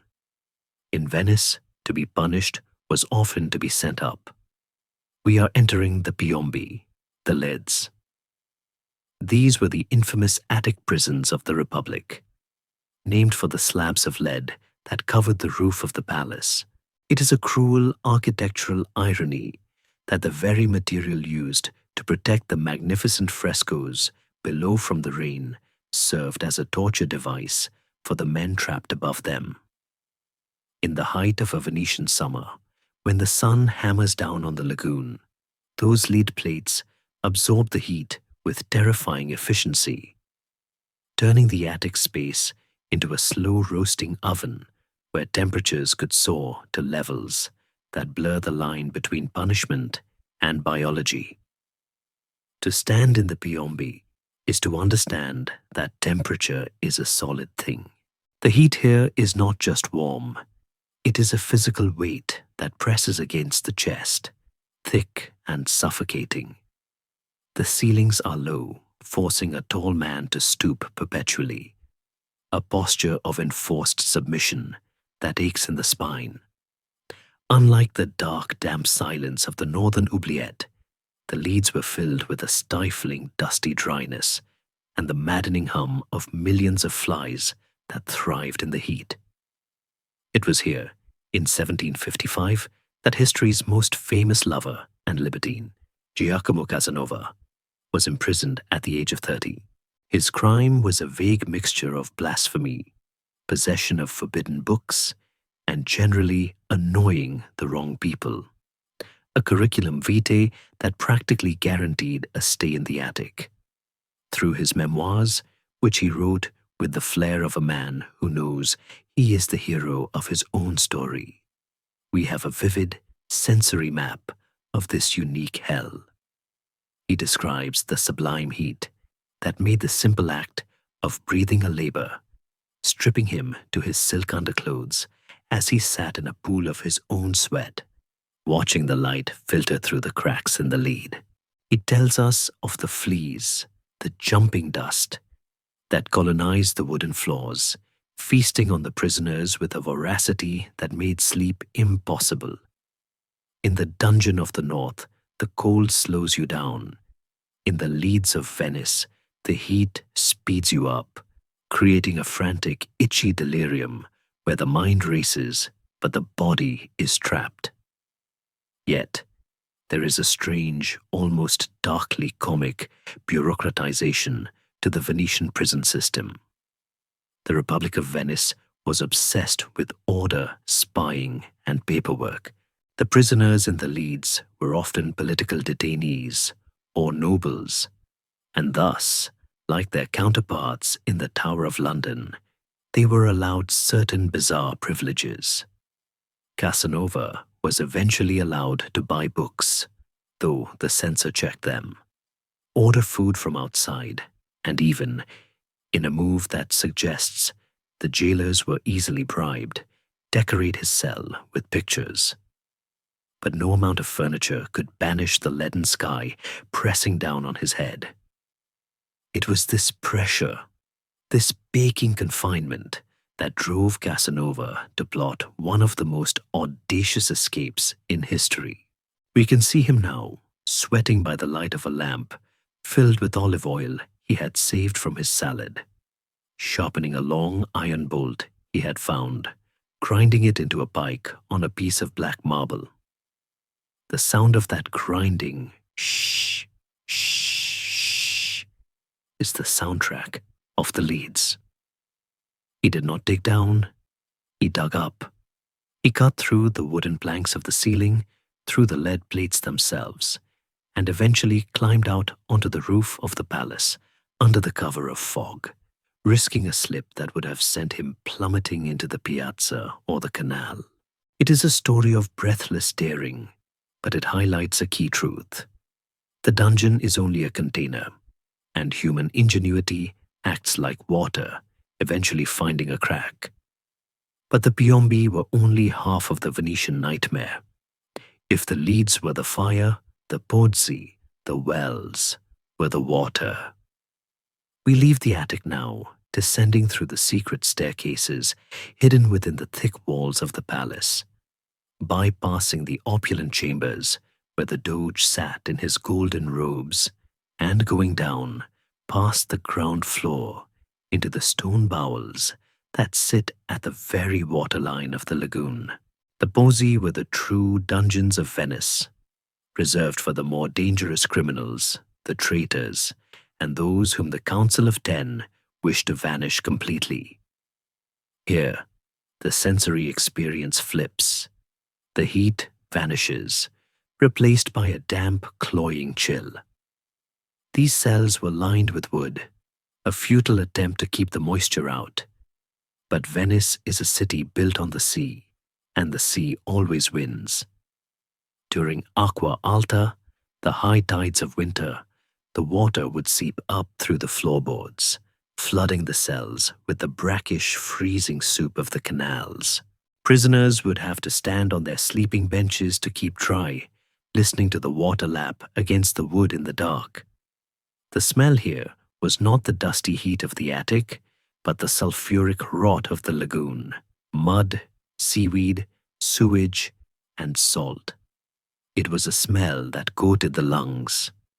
And connecting these two worlds, the Palace of Justice and the Prison of Shadow, is a structure that has become one of the most misunderstood icons of romance in the world: the Bridge of Sighs. We float outside now, looking at that delicate white limestone bridge that arches over the Rio di Palazzo. Tourists today kiss under it in gondolas, believing it to be a symbol of eternal love.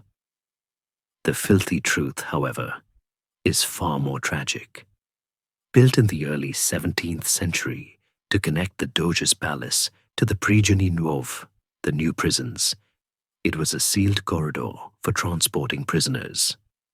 The name Bridge of Sighs was coined not by a lover, but by the poet Lord Byron in the 19th century, who imagined the sound of the prisoners sighing as they caught their final glimpse of beautiful Venice through the stone latticework of the windows before descending into the dark.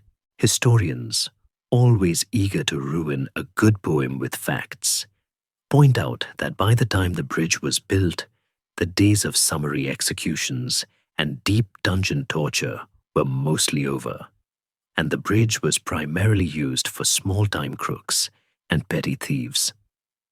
But the emotional truth remains. The bridge was a liminal space, a suspended tunnel between the world of light and the world of stone. The windows are covered with heavy stone grills. You can see the water, the boats, the sky, but they are sliced into tiny, unreachable diamonds. It is a tantalus view, offering a fragmented reality that you can no longer touch. The Venetian system reveals a different flavor of dungeon psychology, the psychology of the secret. In other kingdoms, punishment was public. In Venice, it was silent. The Council of Ten, the secretive body that ruled state security, operated in the shadows. Accusations could be dropped anonymously into the Bocca di Leone, the lion's mouth, stone letterboxes placed around the city. This created a culture of paranoia, where the dungeon wasn't just a place you went, it was a place that was always waiting for you. The horror of the Venetian dungeon was its bureaucracy. It was clean, efficient, and silent. A prisoner in the wells was not just forgotten. They were redacted. As we linger in the damp of the Pozzi, watching a rat swim gracefully through the inch of water covering the floor, we realize that the true torture of Venice was the contrast. To be locked in a dark, wet box is terrible anywhere, but to be locked in a dark, wet box in the most beautiful city on earth, to hear the distant music of a carnival ball drifting through the thick walls, to smell the roasting spices of the Rialto market while you starve, that is a specific, exquisite cruelty. It is the proximity of joy that sharpens the misery. The dungeon is not an island. It is the shadow cast by the palace. And as the prisoner sits in the rising tide, waiting for the heavy wooden door to open, they are not just waiting for food or light. They are waiting for an answer. We move now from the physical conditions of the cell to the mental condition of the inmate. The water is cold, the lead is hot, but the mind is stuck in a different kind of trap. We are transitioning to the agony of the legal process itself, or the lack of it. We are going to sit with the prisoner in the most difficult room of all, the waiting room of the soul, where the calendar stops and the silence of the judge becomes louder than the executioner's axe. We are entering the judgment in limbo. The silence in the cell is heavy, a physical blanket that muffles the beat of the heart. But the silence inside the mind is deafening, a roaring static of questions that have no answers. And as we sit on the damp bench beside the prisoner, watching the dust motes dance in a stray beam of light, we confront the most exquisite and understated torture of the medieval world, the agony of the wait. We are entering the realm of judgment in limbo, a psychological space where time does not flow like a river, but pools like stagnant water, murky and still. We often imagine medieval justice as a swift, brutal affair. The shout of the guard, the swing of the axe, the head on a spike. A frantic burst of violence that ends as quickly as it begins. But the filthy truth is that for the vast majority of those cast into the dungeon, the experience was not one of dramatic execution, but of agonizing bureaucratic paralysis. The dungeon was, by definition, a holding tank, a waiting room for a doctor who might never arrive. In a world without telephones, without digital databases, and without the concept of habeas corpus, the legal requirement to bring a prisoner before a judge, a man could be arrested on a Tuesday and not see a magistrate until the following decade. The horror here is not the presence of pain, but the absence of progress. It is the terror of the long now, where the days bleed into weeks, the weeks into seasons, and the seasons into a grey, featureless smear of lost time. To understand this limbo, we must understand the mechanics of medieval law, or rather, the lack thereof. In many kingdoms, justice was mobile. The king's judges, the justices in eyre, or the commissioners of jail delivery, were traveling bureaucrats who rode a circuit from town to town, clearing out the prisons as they went. It sounds efficient in theory, a pop-up court that brings law to the people. But in practice, it was a logistical nightmare. Roads washed out, wars broke out, plague struck, or the king simply decided to go hunting instead of signing writs. If the judges missed their scheduled stop at a local castle, the jail delivery was cancelled, and every soul inside the keep was simply rolled over to the next session, which might be 6 months or a year away. We can feel the crushing weight of that disappointment, the collective groan of 100 men in the dark who hear the news that the court has moved on, leaving them stranded on the island of their confinement. For the prisoner, this meant that their life was paused. They were suspended in a state of legal non-existence. They were not guilty, they were not innocent, they were merely stored. This uncertainty created a specific form of psychological erosion. Modern psychologists call it indeterminacy, and it is known to be more damaging to the human psyche than a fixed sentence. If you know you are to be imprisoned for 10 years, you can build a mental calendar, you can pace yourself, you can count down. But if you do not know if you will be released tomorrow or never, the mind cannot rest. It remains in a state of perpetual, exhausting hypervigilance. Every footstep in the corridor could be the summoner. Every creak of the gate could be the release order. The prisoner spends every waking hour rehearsing their defense, muttering their plea to the damp walls, refining the speech they will give to the Lord Judge.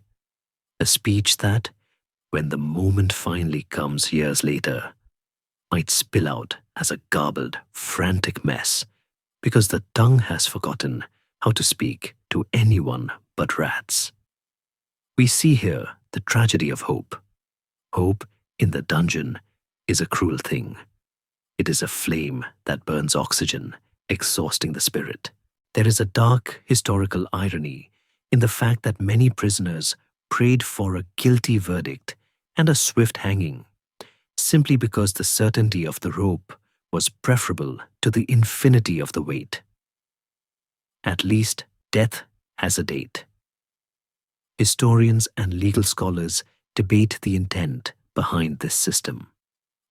Was the law's delay a deliberate tool of statecraft, a way to punish enemies without the messiness of a public trial? There is evidence to suggest that for high-ranking political prisoners, the limbo was indeed a weapon. By keeping a rival duke in the tower or waiting trial for 20 years, the king neutralized a threat without creating a martyr. The prisoner was not executed, so the people could not revolt, but he was not free, so he could not lead. He was simply paused.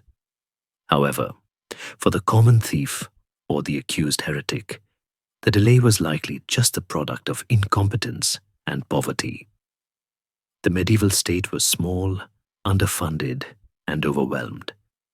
There were no filing cabinets, only chests of disorganized parchment. A writ for a prisoner's release could literally fall behind a table in Westminster and remain there for a century. The prisoner in the cell wasn't being tortured by a sadist. They were being tortured by a clerical error. It is a banal, terrifying thought that one's entire life could be stolen simply because a scribe ran out of ink or a messenger's horse threw a shoe. This administrative oubliette led to a grim reality.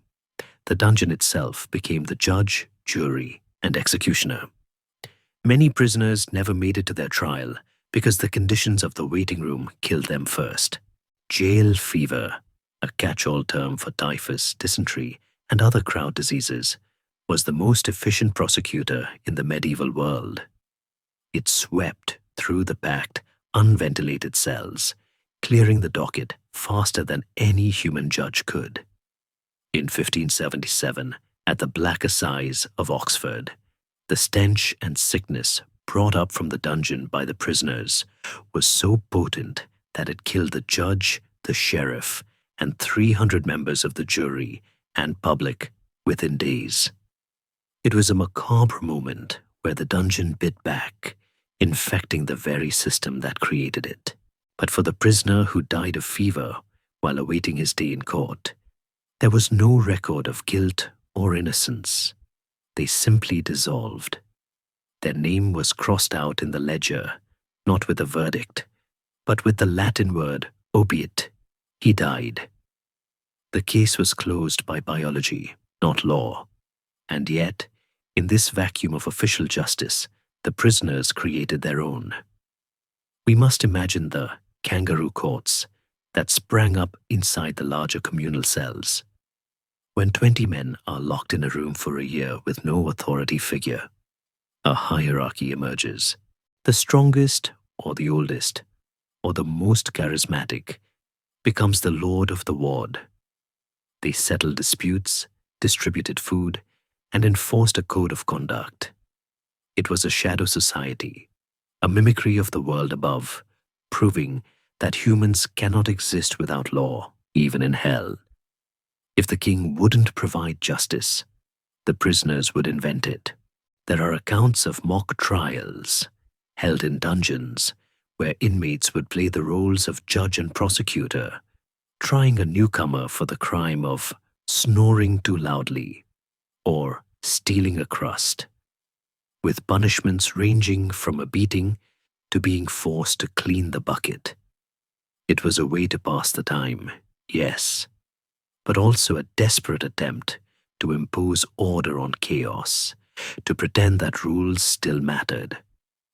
The emotional weight of this limbo is captured in the letters, if they were allowed to write them. "I rot here," writes one petitioner to the king's chancellor, "forgotten by God and man, while my accuser walks in the sun." The sense of injustice is palpable. In the medieval mind, justice was supposed to be divine. The king was God's representative. For the system to simply forget you was a theological crisis as well as a personal one. It felt like being abandoned by heaven.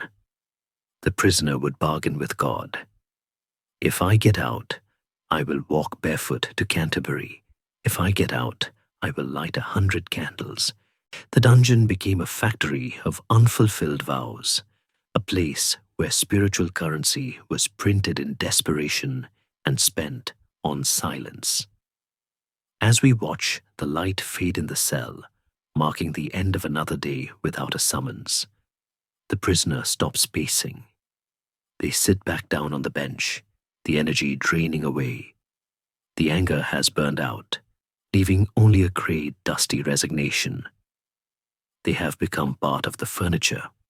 The waiting has changed them. They are no longer the person who walked in. They are a vessel of patience, a creature evolved to endure the pause. But they are not the only one enduring.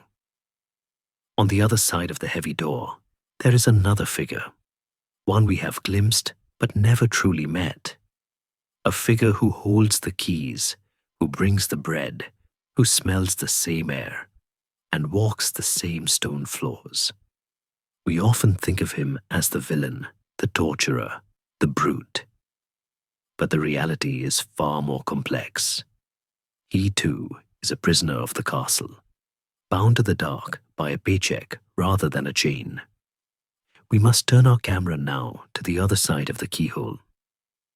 We are going to meet the man who watches. We are entering the world of the jailer's burden. The heavy iron key turns in the lock with a sound like a grinding bone, a harsh mechanical friction that echoes down the corridor. And as the door swings open, we find ourselves looking not at the prisoner, but at the man standing in the threshold. He is silhouetted against the torchlight of the hallway, a figure of heavy leather and rough wool, smelling of stale ale and onions. This is the turnkey, the jailer, the keeper of the keys. And for centuries, history has cast him as a villain, a sadistic brute who delighted in the suffering of his charges. But as we step into his boots, feeling the weight of the heavy iron ring on his belt dragging at his hip, we discover a more complex and pathetic reality. The jailer was not a monster. He was a businessman, a low-level bureaucrat, and in many ways, a prisoner himself. To understand the dungeon, we must understand the economics of the man who ran it. For the medieval prison was not a state-funded public service. It was a private franchise, a for-profit enterprise run on the darkest of margins. The jailer's burden was the burden of the landlord who owns a building no one wants to live in, but from which he must somehow squeeze a living. In many medieval jurisdictions, the position of jailer was not a salary-paying job. It was an office that one bought or inherited, much like a tax collectorship. A man would pay the sheriff or the king a lump sum for the privilege of running the local dungeon, and in return, he was expected to make his investment back by extracting fees from the inmates. This system, known as farming the jail, turned the relationship between captor and captive into a grotesque commercial transaction. When a new prisoner arrived, the first thing the jailer did was not to shackle him, but to demand the garnish or issue. This was an entry fee, literally a cover charge for entering prison. If the prisoner could pay, they might be given a cell with a window, a pile of straw, or easement of irons, lighter chains. If they could not pay, they were thrown into the common ward, or the hole, stripped of their clothes, which the jailer would then sell to recover his costs. It creates a jarring historical image. The jailer as a maître d' of a hotel, where the check-in policy is your money or your life. This wasn't necessarily sadism. It was capitalism in its rawest, ugliest form. The jailer had bills to pay. He had to buy the candles, the bread, however stale, and the straw. If the prisoners didn't pay, the jailer starved too. But this financial pressure created a strange symbiotic intimacy. The jailer needed his prisoners to stay alive, at least long enough to pay their fees or be ransomed. A dead prisoner paid no rent. Therefore, the jailer often became a peculiar mix of tormentor and nurse. There are records of jailers' wives cooking broth for sick inmates, or jailers running errands for wealthy prisoners, carrying letters to lawyers, or buying wine from the tavern, for a markup of course. We can imagine the jailer sitting on a stool in the cell, sharing a drink with a man he might have to hang next week, discussing the local gossip, or the price of wool. They were roommates in hell. The jailer lived in the castle, often in a room directly adjacent to the cells. He breathed the same foul air, heard the same screams, and suffered the same damp cold. His children grew up playing in the shadow of the gallows. The prison smell, that indelible reek of unwashed bodies and fear, would have clung to his clothes and his hair, marking him out in the local tavern just as clearly as a brand. He was a social pariah, feared and despised by the community, a man who made his bread from other men's misery. This social isolation bound him even tighter to the men inside. They were the only ones who truly understood his world. However, the burden was not just social, it was legal. The medieval concept of responsibility was terrifyingly literal. In many codes of law, a jailer was personally liable for his prisoners. If a prisoner escaped, the jailer could be forced to serve the remainder of the escapee's sentence, pay their debts, or even suffer their intended punishment, including execution. Imagine the stress of that existence. Every creak in the night, every loose stone, every whisper could be the sound of your own ruin. This explains the heavy irons, the deep bits, and the brutality. They were the actions of a man terrified for his own life. The cruel jailer was often just a panicked one, piling chains on a prisoner to ensure that he, the jailer, would survive the night. There is a scholarly debate about how often these reciprocal penalties were actually enforced, with some historians suggesting they were mostly threats to ensure diligence, while others point to records of jailers rotting in their own dungeons after a high-profile escape. The threat alone was enough to turn the jailer into a paranoid insomniac, forever pacing the corridors, testing the bars, checking the locks, a man consumed by the very cage he was supposed to control. Yet, history gives us glimpses of humanity that break the stereotype. We find wills where jailers left money to buy bread for the poor prisoners after their death, a final act of guilt or compassion from a man who knew exactly what it was like to be hungry in the dark. We find accounts of jailers who looked the other way, allowing families to visit, or who smuggled in extra blankets during a hard winter. There is the famous, perhaps apocryphal, story of the jailer of Socrates, who wept when he brought the hemlock, apologizing to the philosopher for doing his duty. It reminds us that the man with the keys was often just a cog in a machine he didn't build and couldn't stop. He was a working-class man doing a dirty job, caught between the wrath of the king above and the despair of the prisoner below. There was also a dark humor to the trade. Jailers had their own slang, their own jokes, their own hierarchy. They gave nicknames to the instruments of torture: the Duke of Exeter's daughter for the rack, the scavenger's daughter for the compression hoop, anthropomorphizing the tools of their trade to make them less terrifying, or perhaps more terrifying. They knew the personalities of the cells, which one flooded, which one had the most rats, which one was lucky. They were the curators of suffering, the historians of the dark. And like any landlord, they had their favorites. A wealthy, polite prisoner who paid his garnish on time and didn't cause trouble was a prized tenant. A troublesome prisoner, one who preached or fought or tried to dig through the wall, was a liability to be neutralized. As we watch the jailer turn to leave, securing the heavy door behind him, we notice a slight stoop in his shoulders. The keys on his belt are heavy, yes, but the weight of the secrets he carries is heavier.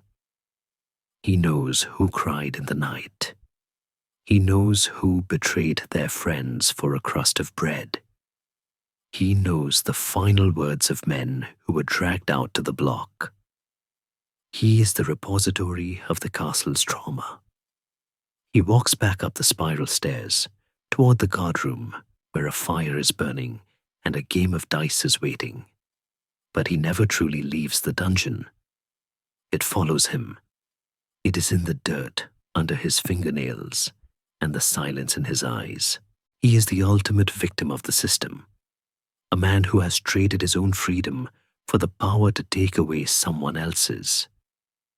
But the dungeon was not the only place where men were confined.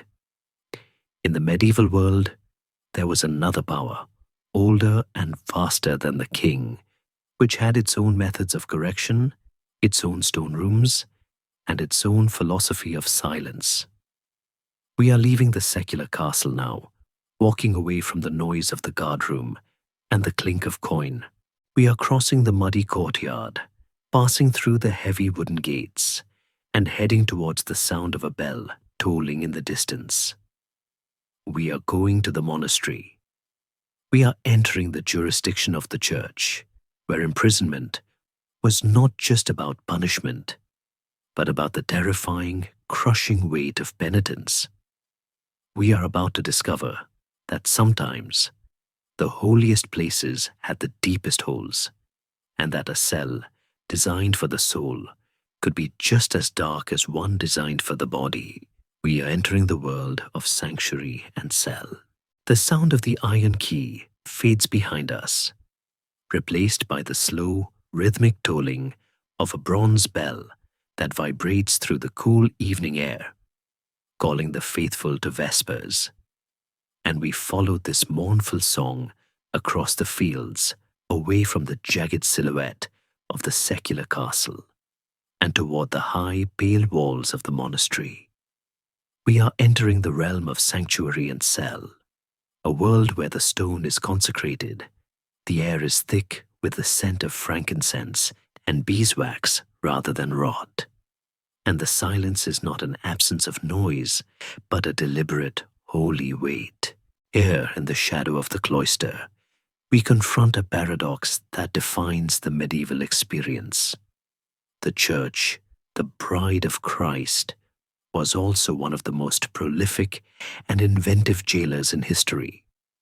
But unlike the king, who punished the body to enforce the law, the church punished the body to save the soul. This creates a distinct psychological atmosphere. The prisoner here is not an enemy of the state, but a wayward child who must be corrected through the medicine of solitude. The Latin maxim ecclesia non sitit sanguinem, the church does not thirst for blood, meant that while they could not execute a heretic or a rebellious monk, they could certainly wall them up in a stone box until they changed their mind or their biology failed, whichever came first.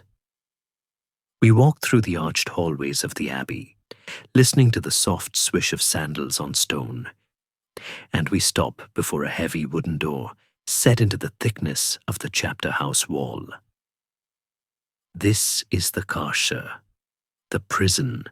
Monastic prisons were often considered more humane than their secular counterparts, a fact that led to a strange historical phenomenon where accused criminals would sometimes claim to be members of the clergy, the famous benefit of clergy, just to be transferred from the king's rat-infested dungeon to the bishop's slightly cleaner one. Historians note that ecclesiastical prisons often had bedding, regular meals, and even access to books, making them the white-collar prisons of the Middle Ages. However, for those who truly angered the abbot, the monk who broke his vows, the nun who strayed, the unrepentant heretic, there was a deeper, darker terror known as the vade in pace. The phrase means "go in peace," a beautiful benediction that was twisted into a nightmare. It was the name given to the most severe form of solitary confinement, a cell often located in the crypt or the depths of a tower, where the door was not locked but sealed. In some grim traditions, the prisoner was led to the cell, the funeral mass was sung over them while they were still alive, and the abbot would pronounce vowed in pace as the final brick was placed or the trapdoor shut. The peace they were being sent to was the peace of the grave. The architecture of these religious cells often included a cruel feature, a small angled squint or window that looked not outside, but into the church sanctuary. The prisoner, trapped in the dark, could hear the chanting of the choir, smell the incense, and see the elevation of the host at the altar, but could never participate. They were excommunicated by stone. This was spiritual torture designed to break the will. To be so close to salvation, to see the light of the candles on the altar, yet be utterly cut off, was intended to force a crisis of conscience. It was a phantom limb, pain of the soul. Yet scholars debate the prevalence of immurement, or being walled up alive. Victorian Gothic writers loved the idea of nuns bricked into walls for breaking their vows, but archaeological evidence suggests this was extremely rare as a punishment. Confusion often arises from the practice of anchorites, holy hermits who voluntarily walled themselves into cells attached to churches to live lives of prayer. The skeleton found in the wall might not be a victim of the Inquisition, but a local saint who simply took their social distancing very seriously. But the church was not just a prison, it was also a shield. We turn our gaze now to the massive front doors of the cathedral, where a frantic figure is clinging to the heavy bronze sanctuary knocker, a ring often shaped like a lion's head or a grotesque beast.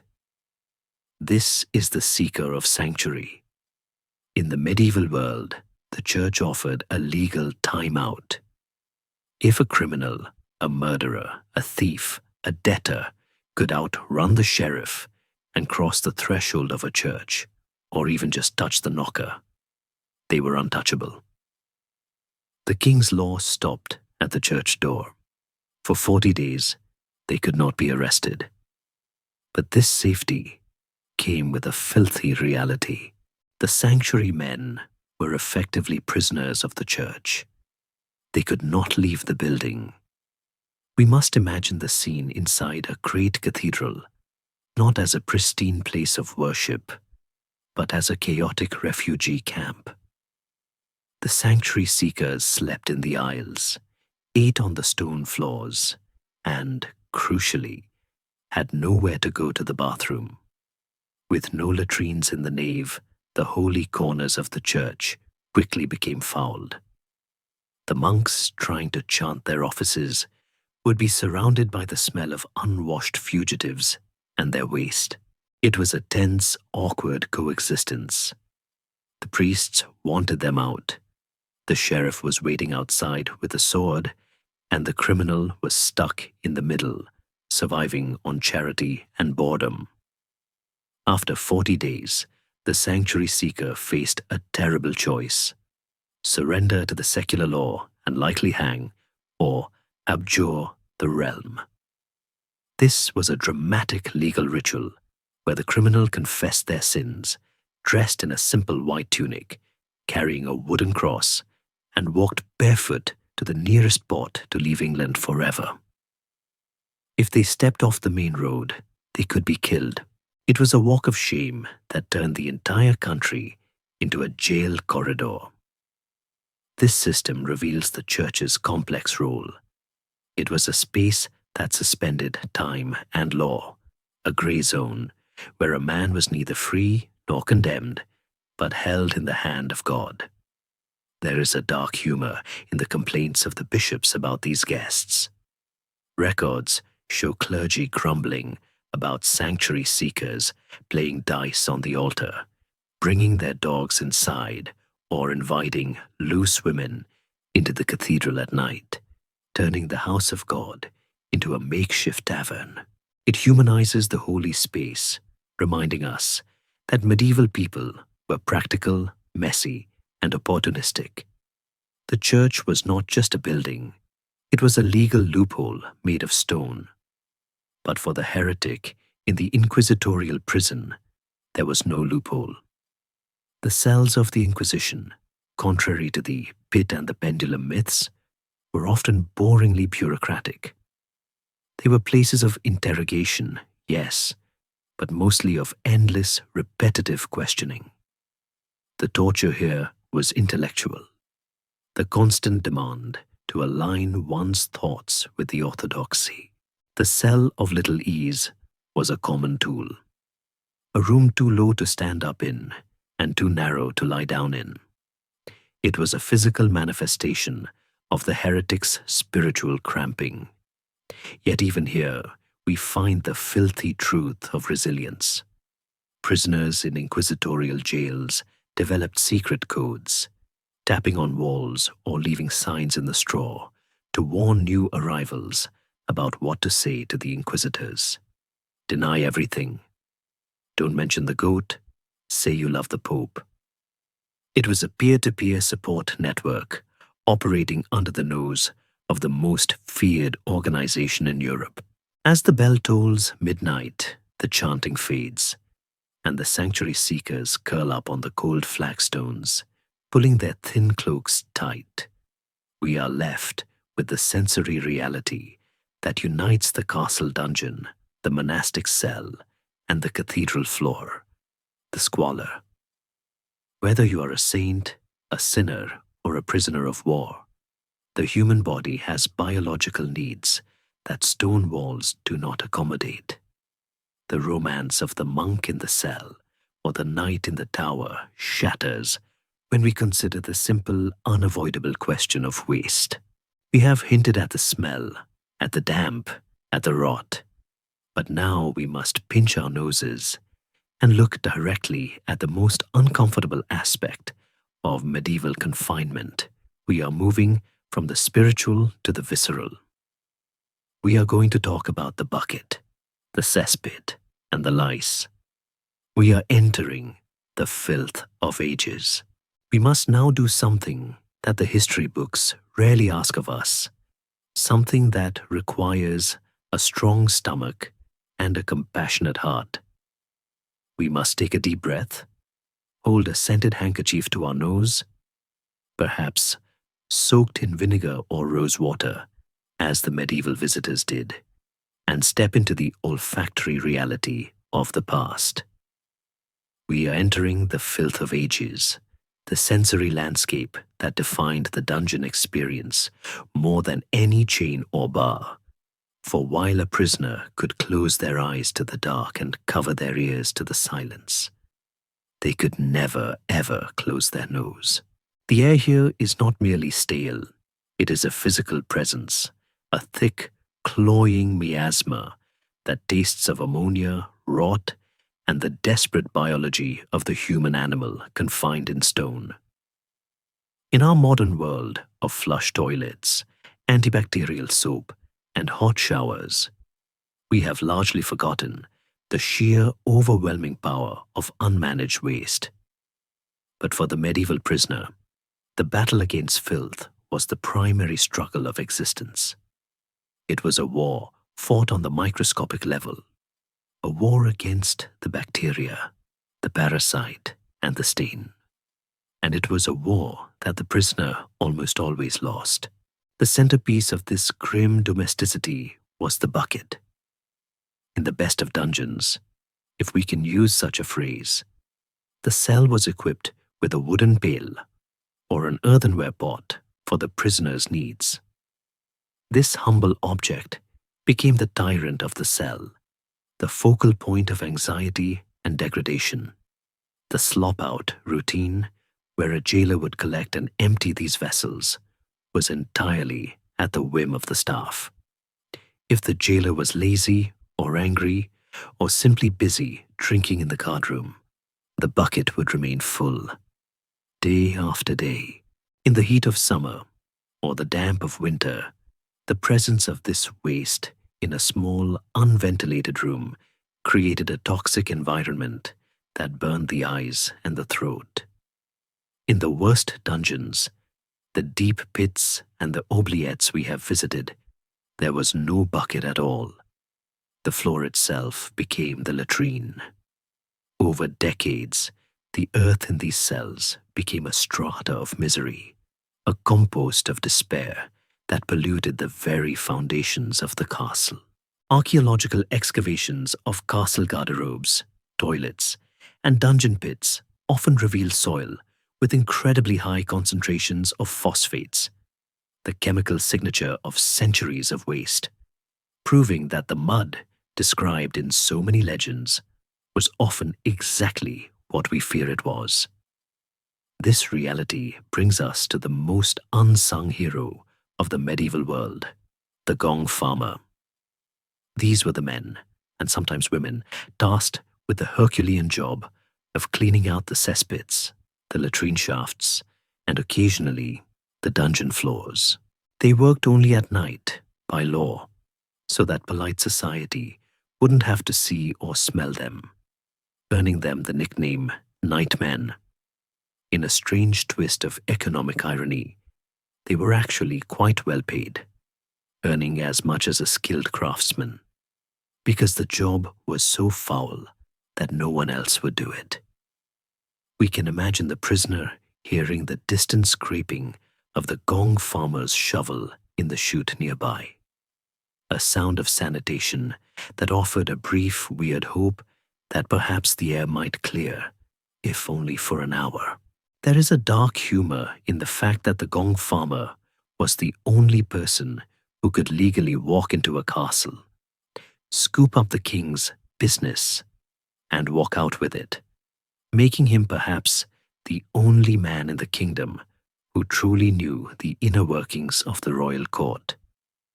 But the filth was not just underfoot, it was on the skin. Medieval people actually cared a great deal about cleanliness. They enjoyed bathhouses, used soap made from ash and fat, and washed their linens. But the dungeon stripped this dignity away instantly. There was no water for washing.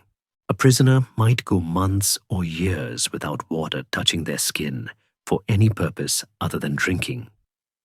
The result was a condition known as prison scurvy, or skin incrustation, where sweat, dirt, and dead skin cells formed a hardened layer that cracked and bled. To combat this, prisoners practiced dry washing, using rough wool or straw to scour their skin, a painful exfoliation that was the only defense against the rot.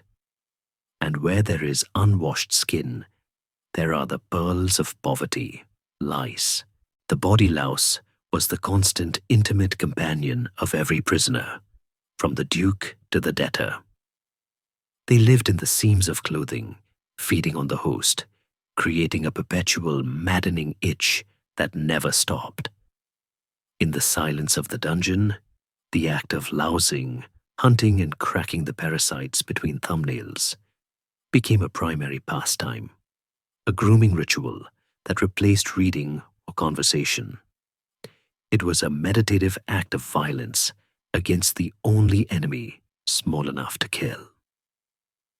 This ecosystem of filth gave birth to the greatest killer of the prison system, jail fever. We know it today as typhus, a bacterial disease spread by the feces of lice. In the crowded, warm, dirty conditions of a communal cell, it spread like wildfire. The symptoms were horrific: a soaring fever, a dark rash, delirium, and then death. It was so contagious that bringing prisoners into a courtroom often sparked an outbreak among the judges and lawyers, a biological revenge where the condemned inadvertently executed the court. The medieval understanding of this was rooted in the miasma theory, the belief that disease was caused by bad air. They weren't entirely wrong, of course, but their solutions were poetic rather than antibiotic. Jailers would burn tar, sprinkle vinegar, or strew strong-smelling herbs like meadowsweet, rosemary, and lavender on the floor to sweeten the air. It creates a heartbreaking sensory image. The smell of fresh lavender fighting a losing battle against the overwhelming stench of death. A tiny botanical prayer in the dark. Yet, even in the filth, the hierarchy of the world persisted. Wealthy prisoners could pay for clean sheets, a relative term, or hire a servant to clean their cell. There are records of noblemen in the Tower of London spending fortunes on rose water to sprinkle in their chambers, trying to buy their way out of the olfactory reality of their imprisonment. It suggests that even in a dungeon, money doesn't just talk, it smells better. But for the common man, the filth was absolute. It broke the spirit by attacking the sense of self-worth. It is hard to feel like a human being, let alone a warrior or a father, when you are reduced to an animal existing in its own waste. This was the filthy truth in its most literal sense, the deliberate use of squalor to humiliate. And yet, biology is stubborn. Life continued. Rats, the other great denizens of the filth, thrived. They were the janitors of the dungeon, eating the scraps and the waste, growing fat and bold. Stories of prisoners fighting rats for food are common, but so are stories of prisoners watching them with a strange affection, admiring their survival instinct. The rat can leave. The rat knows the tunnels. The rat is the only one who knows the way out. As the prisoner watches a sleek grey shape squeeze through a crack in the masonry that seems impossibly small, a dangerous, electric thought begins to spark in the lethargic brain. If the rat can get out, why can't I? The filth has stripped away dignity, comfort, and health, but it has not stripped away the imagination. The walls are thick, the door is barred, and the guards are awake. But as we look at the stones with the fever-bright eyes of the desperate, we begin to see not just a barrier, but a puzzle. We are moving from the passive endurance of the condition to the active rejection of it. We are washing the mud from our eyes and looking for the flaw in the design. We are about to enter the world of the impossible. We are going to look for the exit. The candle flickers, casting long, nervous shadows against the damp wall. But the prisoner is no longer watching the light. He is watching the shadow of the guard passing under the crack of the door, timing the footsteps, counting the seconds between the heavy thud of boots. 1, 2, 3. Silence. In the crushing weight of the dungeon, where the architecture is designed to break the will, a miraculous chemical reaction sometimes occurs. Despair compresses into diamond-hard determination. We are entering the chapter of impossible exits, where the narrative shifts from passive suffering to active, breathless rebellion. We are about to discover that while the medieval dungeon was a fortress of stone, it was also a sieve of human ingenuity, and that for every 1,000 men who rotted in the dark, there was one who looked at a 12-foot wall and saw a ladder. This is the history of the Great Escape, written in rusted iron and shredded fingernails, a testament to the fact that the human desire for freedom is quite literally a force of nature that can erode granite, given enough time and enough rage. The toolkit of the medieval escape artist was a study in minimalism. There were no power tools, no plastic explosives, no blueprints. There was only debris. A spoon sharpened against the floor became a chisel. A corset stay, if the prisoner was a woman or a wealthy man with fashionable undergarments, became a pick. A chicken bone saved from dinner became a file. The most precious object in the world was a piece of metal, any metal. We can imagine the prisoner finding a rusted nail dropped by a carpenter 50 years ago, buried in the dirt of the floor. That nail is not trash, it is a key. With this tiny shard, prisoners would begin the agonizing work of sapping, scraping away the mortar between the stones. It was a task that required the patience of a saint and the stealth of a ghost. The prisoner had to work in silence, hiding the dust in their straw mattress or eating it if necessary, masking the sound of the scraping with coughs or singing. It might take a year to loosen a single block, but the stone, for all its strength, is passive. The prisoner is active, and eventually the block moves. But not all escapes were matters of erosion. Some were matters of filth. We must return to the garderobe or latrine shaft, the vertical tunnel that carried waste down into the moat or a cesspit. For the desperate, this foul chute was a highway to freedom. It required a stomach of iron and a body capable of contortion. But there are recorded cases of prisoners squeezing themselves into the narrow, slime-coated stone pipe and sliding down into the darkness. It is a horrifying claustrophobic image, sliding headfirst into the castle's sewage system, praying that the pipe doesn't narrow, praying that the cesspit below isn't too deep to wade through. In 1244, a Welsh hostage named Gruffydd ap Llywelyn tried to escape the Tower of London by knotting his bed sheets together and climbing out a window. Being a heavy man, the sheets tore, and he fell to his death. But had he chosen the sewer, he might have lived. The filthy truth is that sometimes the only way out of hell is to crawl through something worse.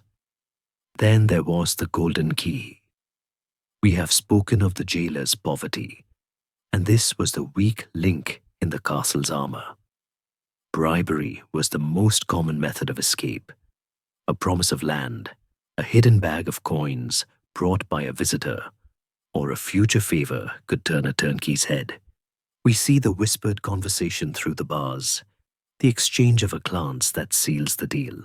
The door is accidentally left unlocked. The guard falls asleep after a particularly heavy meal provided by the prisoner's family. The most famous example of this occurred in 1323 with the escape of Roger Mortimer from the Tower of London. He didn't dig, he hosted a party. His accomplices smuggled in sleeping potions, likely spiked wine, which were given to the guards. As the garrison snored in a drugged stupor, Mortimer slipped out of his cell, climbed up a chimney, broke through a wall onto the roof, and used a rope ladder to descend to the river where a boat was waiting. It was a heist movie plot executed in chainmail. It reveals that the ultimate weakness of the dungeon was not the stone, but the meat, the human fallibility of the men who guarded it. However, the most romantic and daring escapes relied on the power of love and disguise. The story of the Earl of Nithsdale, though occurring later in 1716, perfectly encapsulates the medieval spirit of the spouse's ruse. Condemned to die after the Jacobite rebellion, the Earl was visited by his wife, Winifred. In a flurry of skirts and cloaks, she dressed him in women's clothing, painted his face with rouge to hide his beard, and walked him out past the guards, weeping into a handkerchief to hide his face, pretending he was a grieving female friend known as Mrs. Mills. The guards, awkward around a crying woman, opened the doors without looking too closely. The Earl escaped to France. The Countess, having stayed behind in the cell to impersonate him, eventually walked out too. It is a reminder that the dungeon was a masculine space, and the guards' own social awkwardness around women could be weaponized against them. But for every success, there were 100 failures, and the consequences were brutal. To be caught escaping was to invite the full wrath of the law. We must imagine the hue and cry, the medieval alarm system. If a prisoner was missed, The alarm bell would ring, a frantic, clashing sound that differed from the church toll. By law, every able-bodied man within earshot had to drop his tools and join the chase. The countryside became a hunting ground. The escaped prisoner, weak from months of starvation, pale as a ghost, shivering in rags, had to outrun horses and dogs. Most didn't make it past the first village. The punishment for a failed escape was often containment with rigor, heavier chains, the removal of all light, or the iron spider, a framework that prevented the prisoner from moving at all. Or quite simply, death. The dungeon did not forgive those who rejected its hospitality. There is also a fascinating category of intellectual escapes. We think of the Jesuit priest John Gerard, imprisoned in the Tower in 1597. He was tortured on the rack, his hands ruined, yet he managed to write letters using orange juice as invisible ink, which reveals itself when heated. He coordinated a rope to be thrown across the moat to his cell window. Unable to use his crippled hands, he slid down the rope using his arms and chest, a feat of physical agony that defies belief. It proves that the mind can override the pain signals of the body when the prize is the sky. These stories of impossible exits serve a crucial narrative purpose in the history of the dungeon. They break the monolith. They remind us that the system was not perfect. It was leaky, corruptible, and vulnerable to the indomitable human spirit. Every scratch on the wall that says, "I escaped," is a victory over the architecture of fear. But as the centuries ground on, the nature of the exit began to change. The escapes became less about ropes and more about laws. The world outside the castle was shifting. The Enlightenment was dawning, bringing with it new ideas about human rights, logic, and the purpose of punishment. Men with wigs and pens were starting to argue that perhaps a dark hole in the ground was not the most efficient way to fix a human being. The dungeon was not destroyed by a battering ram. It was dismantled by a philosophy. We are moving now towards the light, not of a candle, but of a new era. We are leaving the medieval darkness and stepping into the grey dawn of the modern prison. We are witnessing the waning of the dungeon. The candle that has guided us through the damp and the dark for so long is finally sputtering in the pool of its own wax. And as the flame dies, it is not replaced by darkness, but by a grey, steady, and unrelenting light coming from high barred windows that have been scrubbed clean. We are witnessing the slow tectonic shift of history, the moment when the medieval world, with its chaos, its filth, and its terrifying intimacy, begins to dissolve under the harsh gaze of the Enlightenment. We are entering the era of the waning of the dungeon, a time when the philosophy of punishment underwent a radical transformation, moving from the infliction of pain upon the body to the correction of the mind. The dungeon did not vanish with a bang. It was legislated out of existence, dismantled not by siege engines, but by books, pamphlets, and men in powdered wigs who believed that misery should be measured, catalogued, and ultimately sanitized. The terror of the pit was replaced by the terror of the timetable. To understand this shift, we must look at the year 1764, when an Italian aristocrat named Cesare Beccaria published a slim volume titled On Crimes and Punishments. It was a quiet bomb dropped into the lap of Europe's monarchs. Beccaria argued a radical, dangerous idea, that the purpose of punishment was not to avenge the king or God, but to prevent crime. He argued that certainty was more effective than severity, and that a dark hole in the ground did nothing to make a man a better citizen. This was the first crack in the dungeon wall, the moment when justice began to separate itself from cruelty.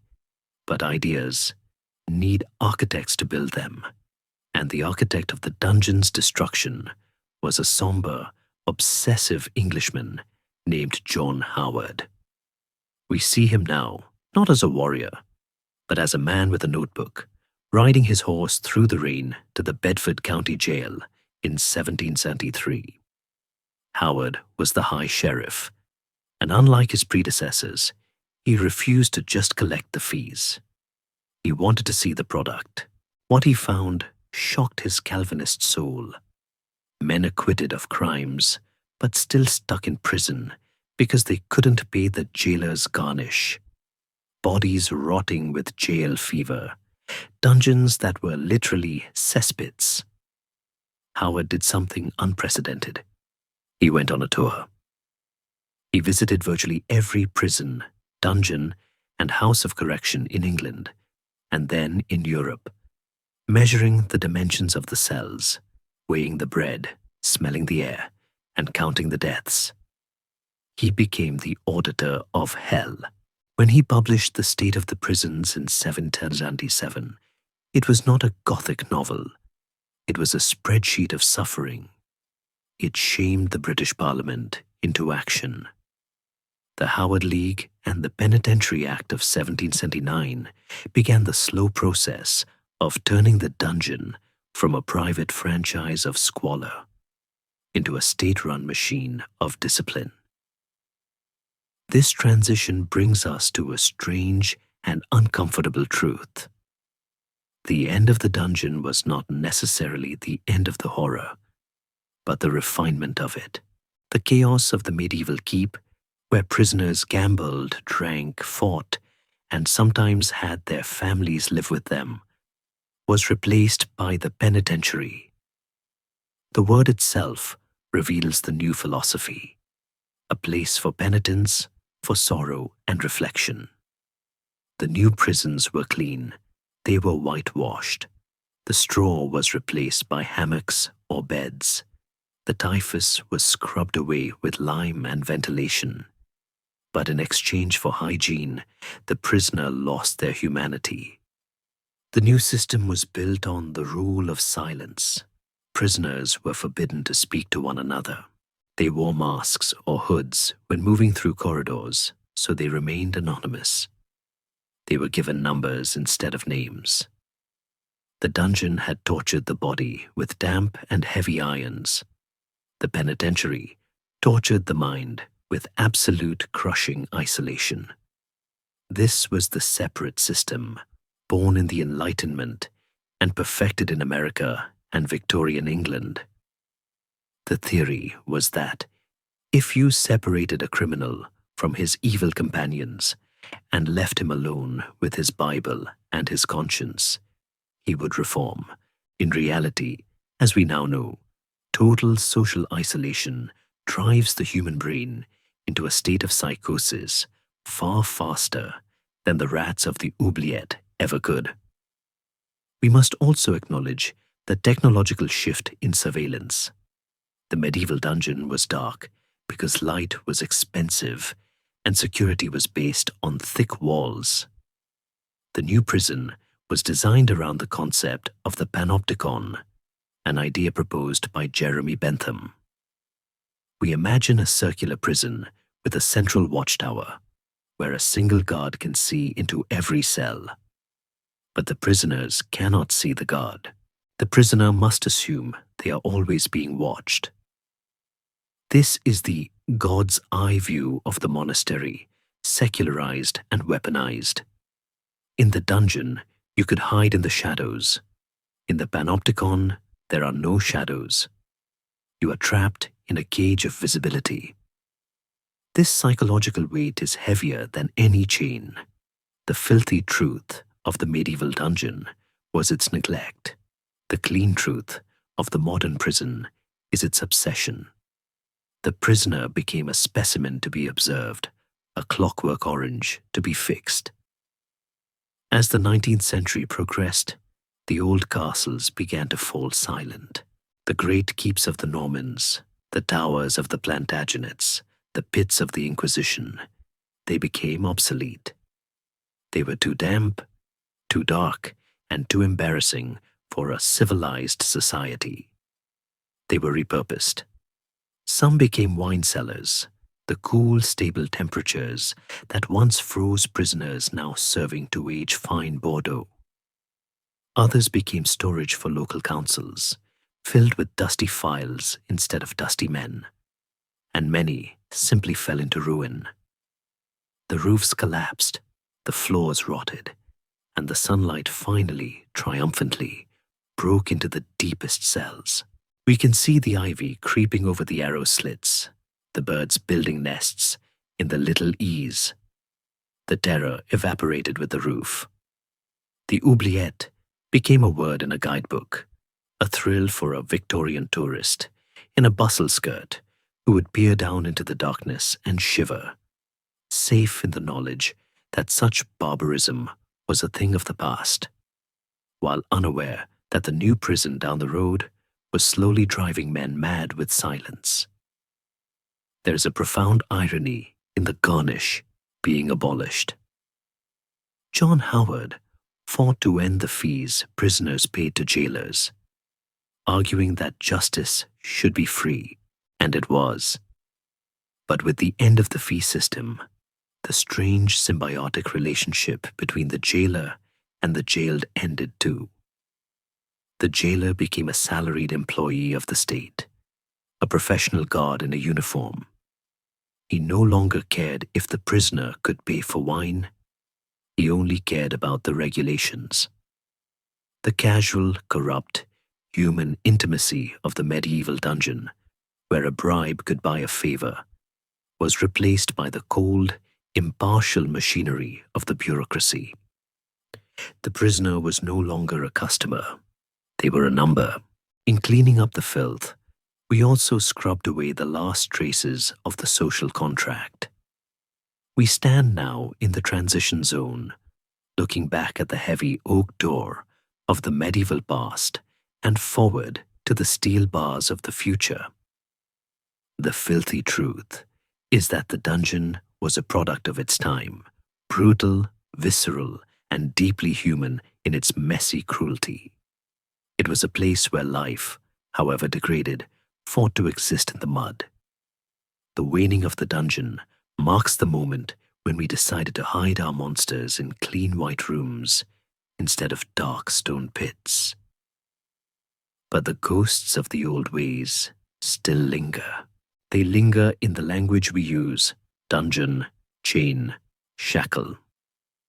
They linger in the cultural memory of the deep dark. And as the modern world rushes forward with its electric lights and electronic tags, the old stones of the castle keep settled into their final rest. They have done their job. They have held the kings, the traitors, and the thieves. Now they hold only dust. We are ready to take our leave. We are ready to walk out of the gate, across the drawbridge, and look back one last time at the silhouette of the fortress against the night sky.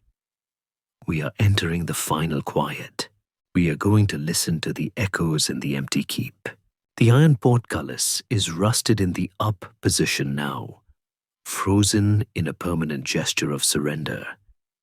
And as we step out of the heavy shadow of the gatehouse and into the silvered courtyard of the modern ruin, we find that the terrifying silence of the past has been replaced by the gentle, indifferent whispering of the wind in the grass. We have reached the final chapter of our descent, the echoes in the empty keep, where the history of the dungeon ceases to be a record of suffering and becomes a landscape of memory. The castle is no longer a machine of war or a factory of fear. It is a garden of stone, reclaimed by the slow, patient siege of nature. We walk across the uneven turf of the inner bailey, noticing how the filthy truth we have explored, the mud, the waste, the rot, has been cleansed by centuries of rain and wind. The deep pits where men once prayed for death are now filled with harmless drift of autumn leaves and candy wrappers dropped by tourists. The oubliette is now just a dark hole that swallows nothing but coins thrown for luck. A final ironic twist where the place of ultimate poverty has become a wishing well for the comfortable. It is a strange feeling to stand in a roofless tower, looking up at the same stars that a prisoner watched 500 years ago, and realize that the only thing separating us from their terror is time. The walls are the same, the stone is the same, but the intent has vanished. The dungeon has been disarmed. There is a profound melancholia to a ruined castle, a specific emotional texture that the romantics of the 19th century called the sublime. They believed that ruins were beautiful because they reminded us of the inevitable collapse of human ambition. And nowhere is this more potent than in the dungeon. We run our hand over a block of limestone, smoothed by the weather, and try to find the graffiti we spoke of earlier. It is faint now, worn away by the acid rain of the industrial age. The names of the desperate fading into the geological noise of the rock. The screaming has stopped. The rattling of chains is gone.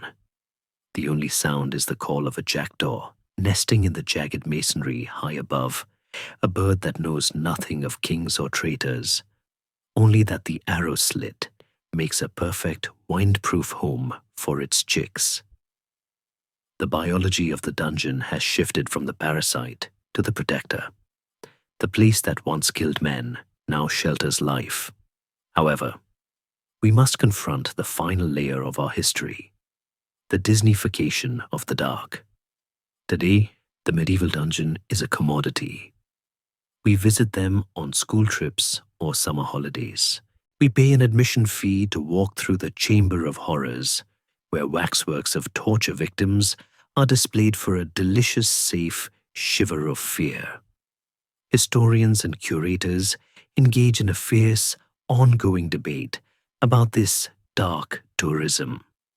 Some argue that these displays trivialize the suffering of the past, turning real agony into a Halloween attraction, a torture porn that disconnects us from the human reality.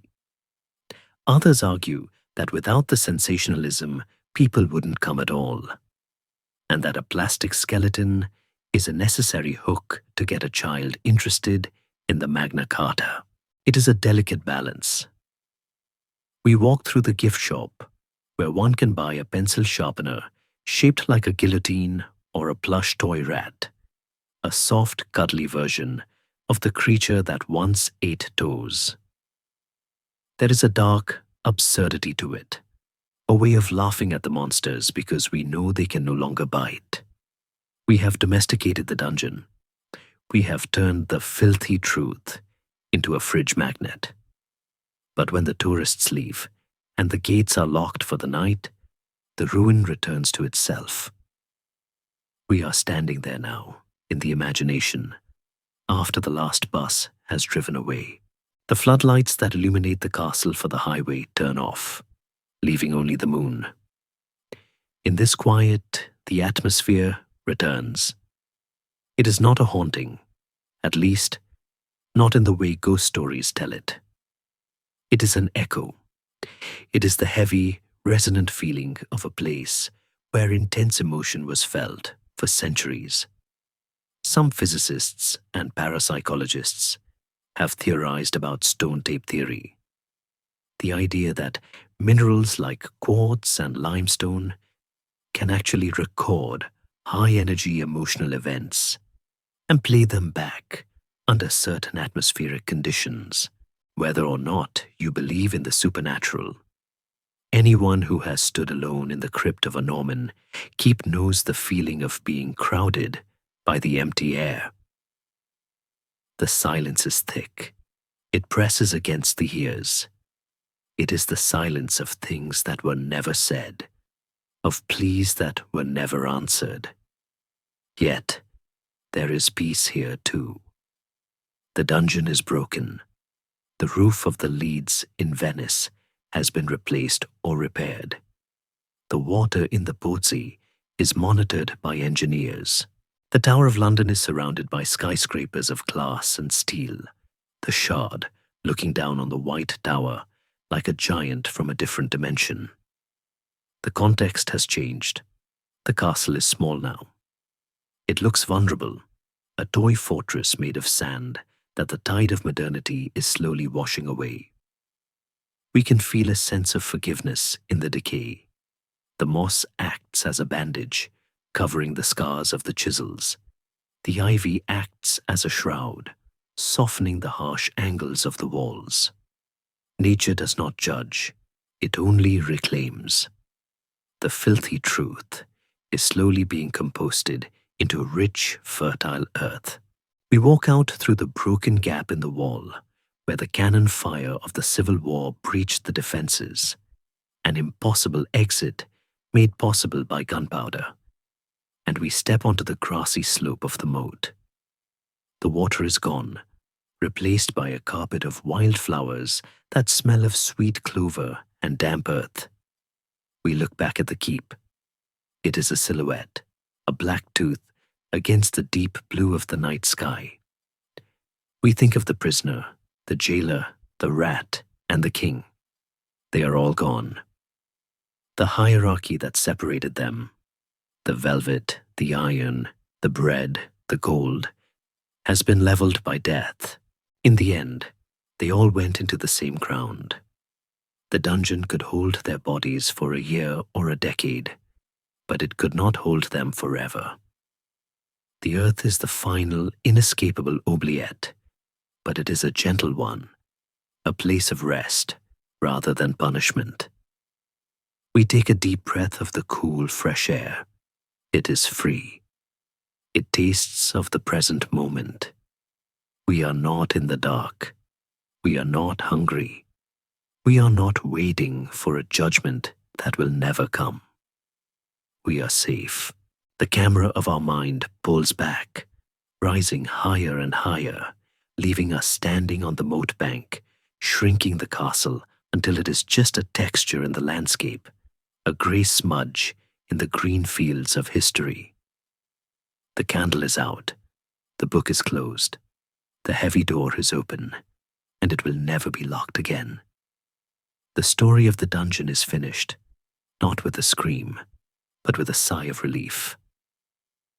We turn our backs on the stone and walk towards the warmth of home, carrying the knowledge of the dark, not as a burden, but as a reason to cherish the light. The history is safe behind us, sleeping in the ruin. And now we step away from the cold stone and the heavy iron, letting the images of the past dissolve like mist in the morning sun. The castle ruins fade into the distance, becoming small and silent, a part of the landscape that can no longer touch you. You are back in your own time, in your own sanctuary. Feel the warmth of your blankets, softer than any tapestry, and the comfort of your pillow, supporting you in a way the stone never could. The air around you is clean and still. There are no keys turning, no footsteps approaching. Only the steady rhythmic calm of your own breathing. You are safe. You are free. The history has been told, the ghosts have been laid to rest, and the night is yours to enjoy in peace. Let your mind drift away from the shadows and float into the gentle, velvet darkness of sleep. The world is quiet. The story is over. Sweet dreams.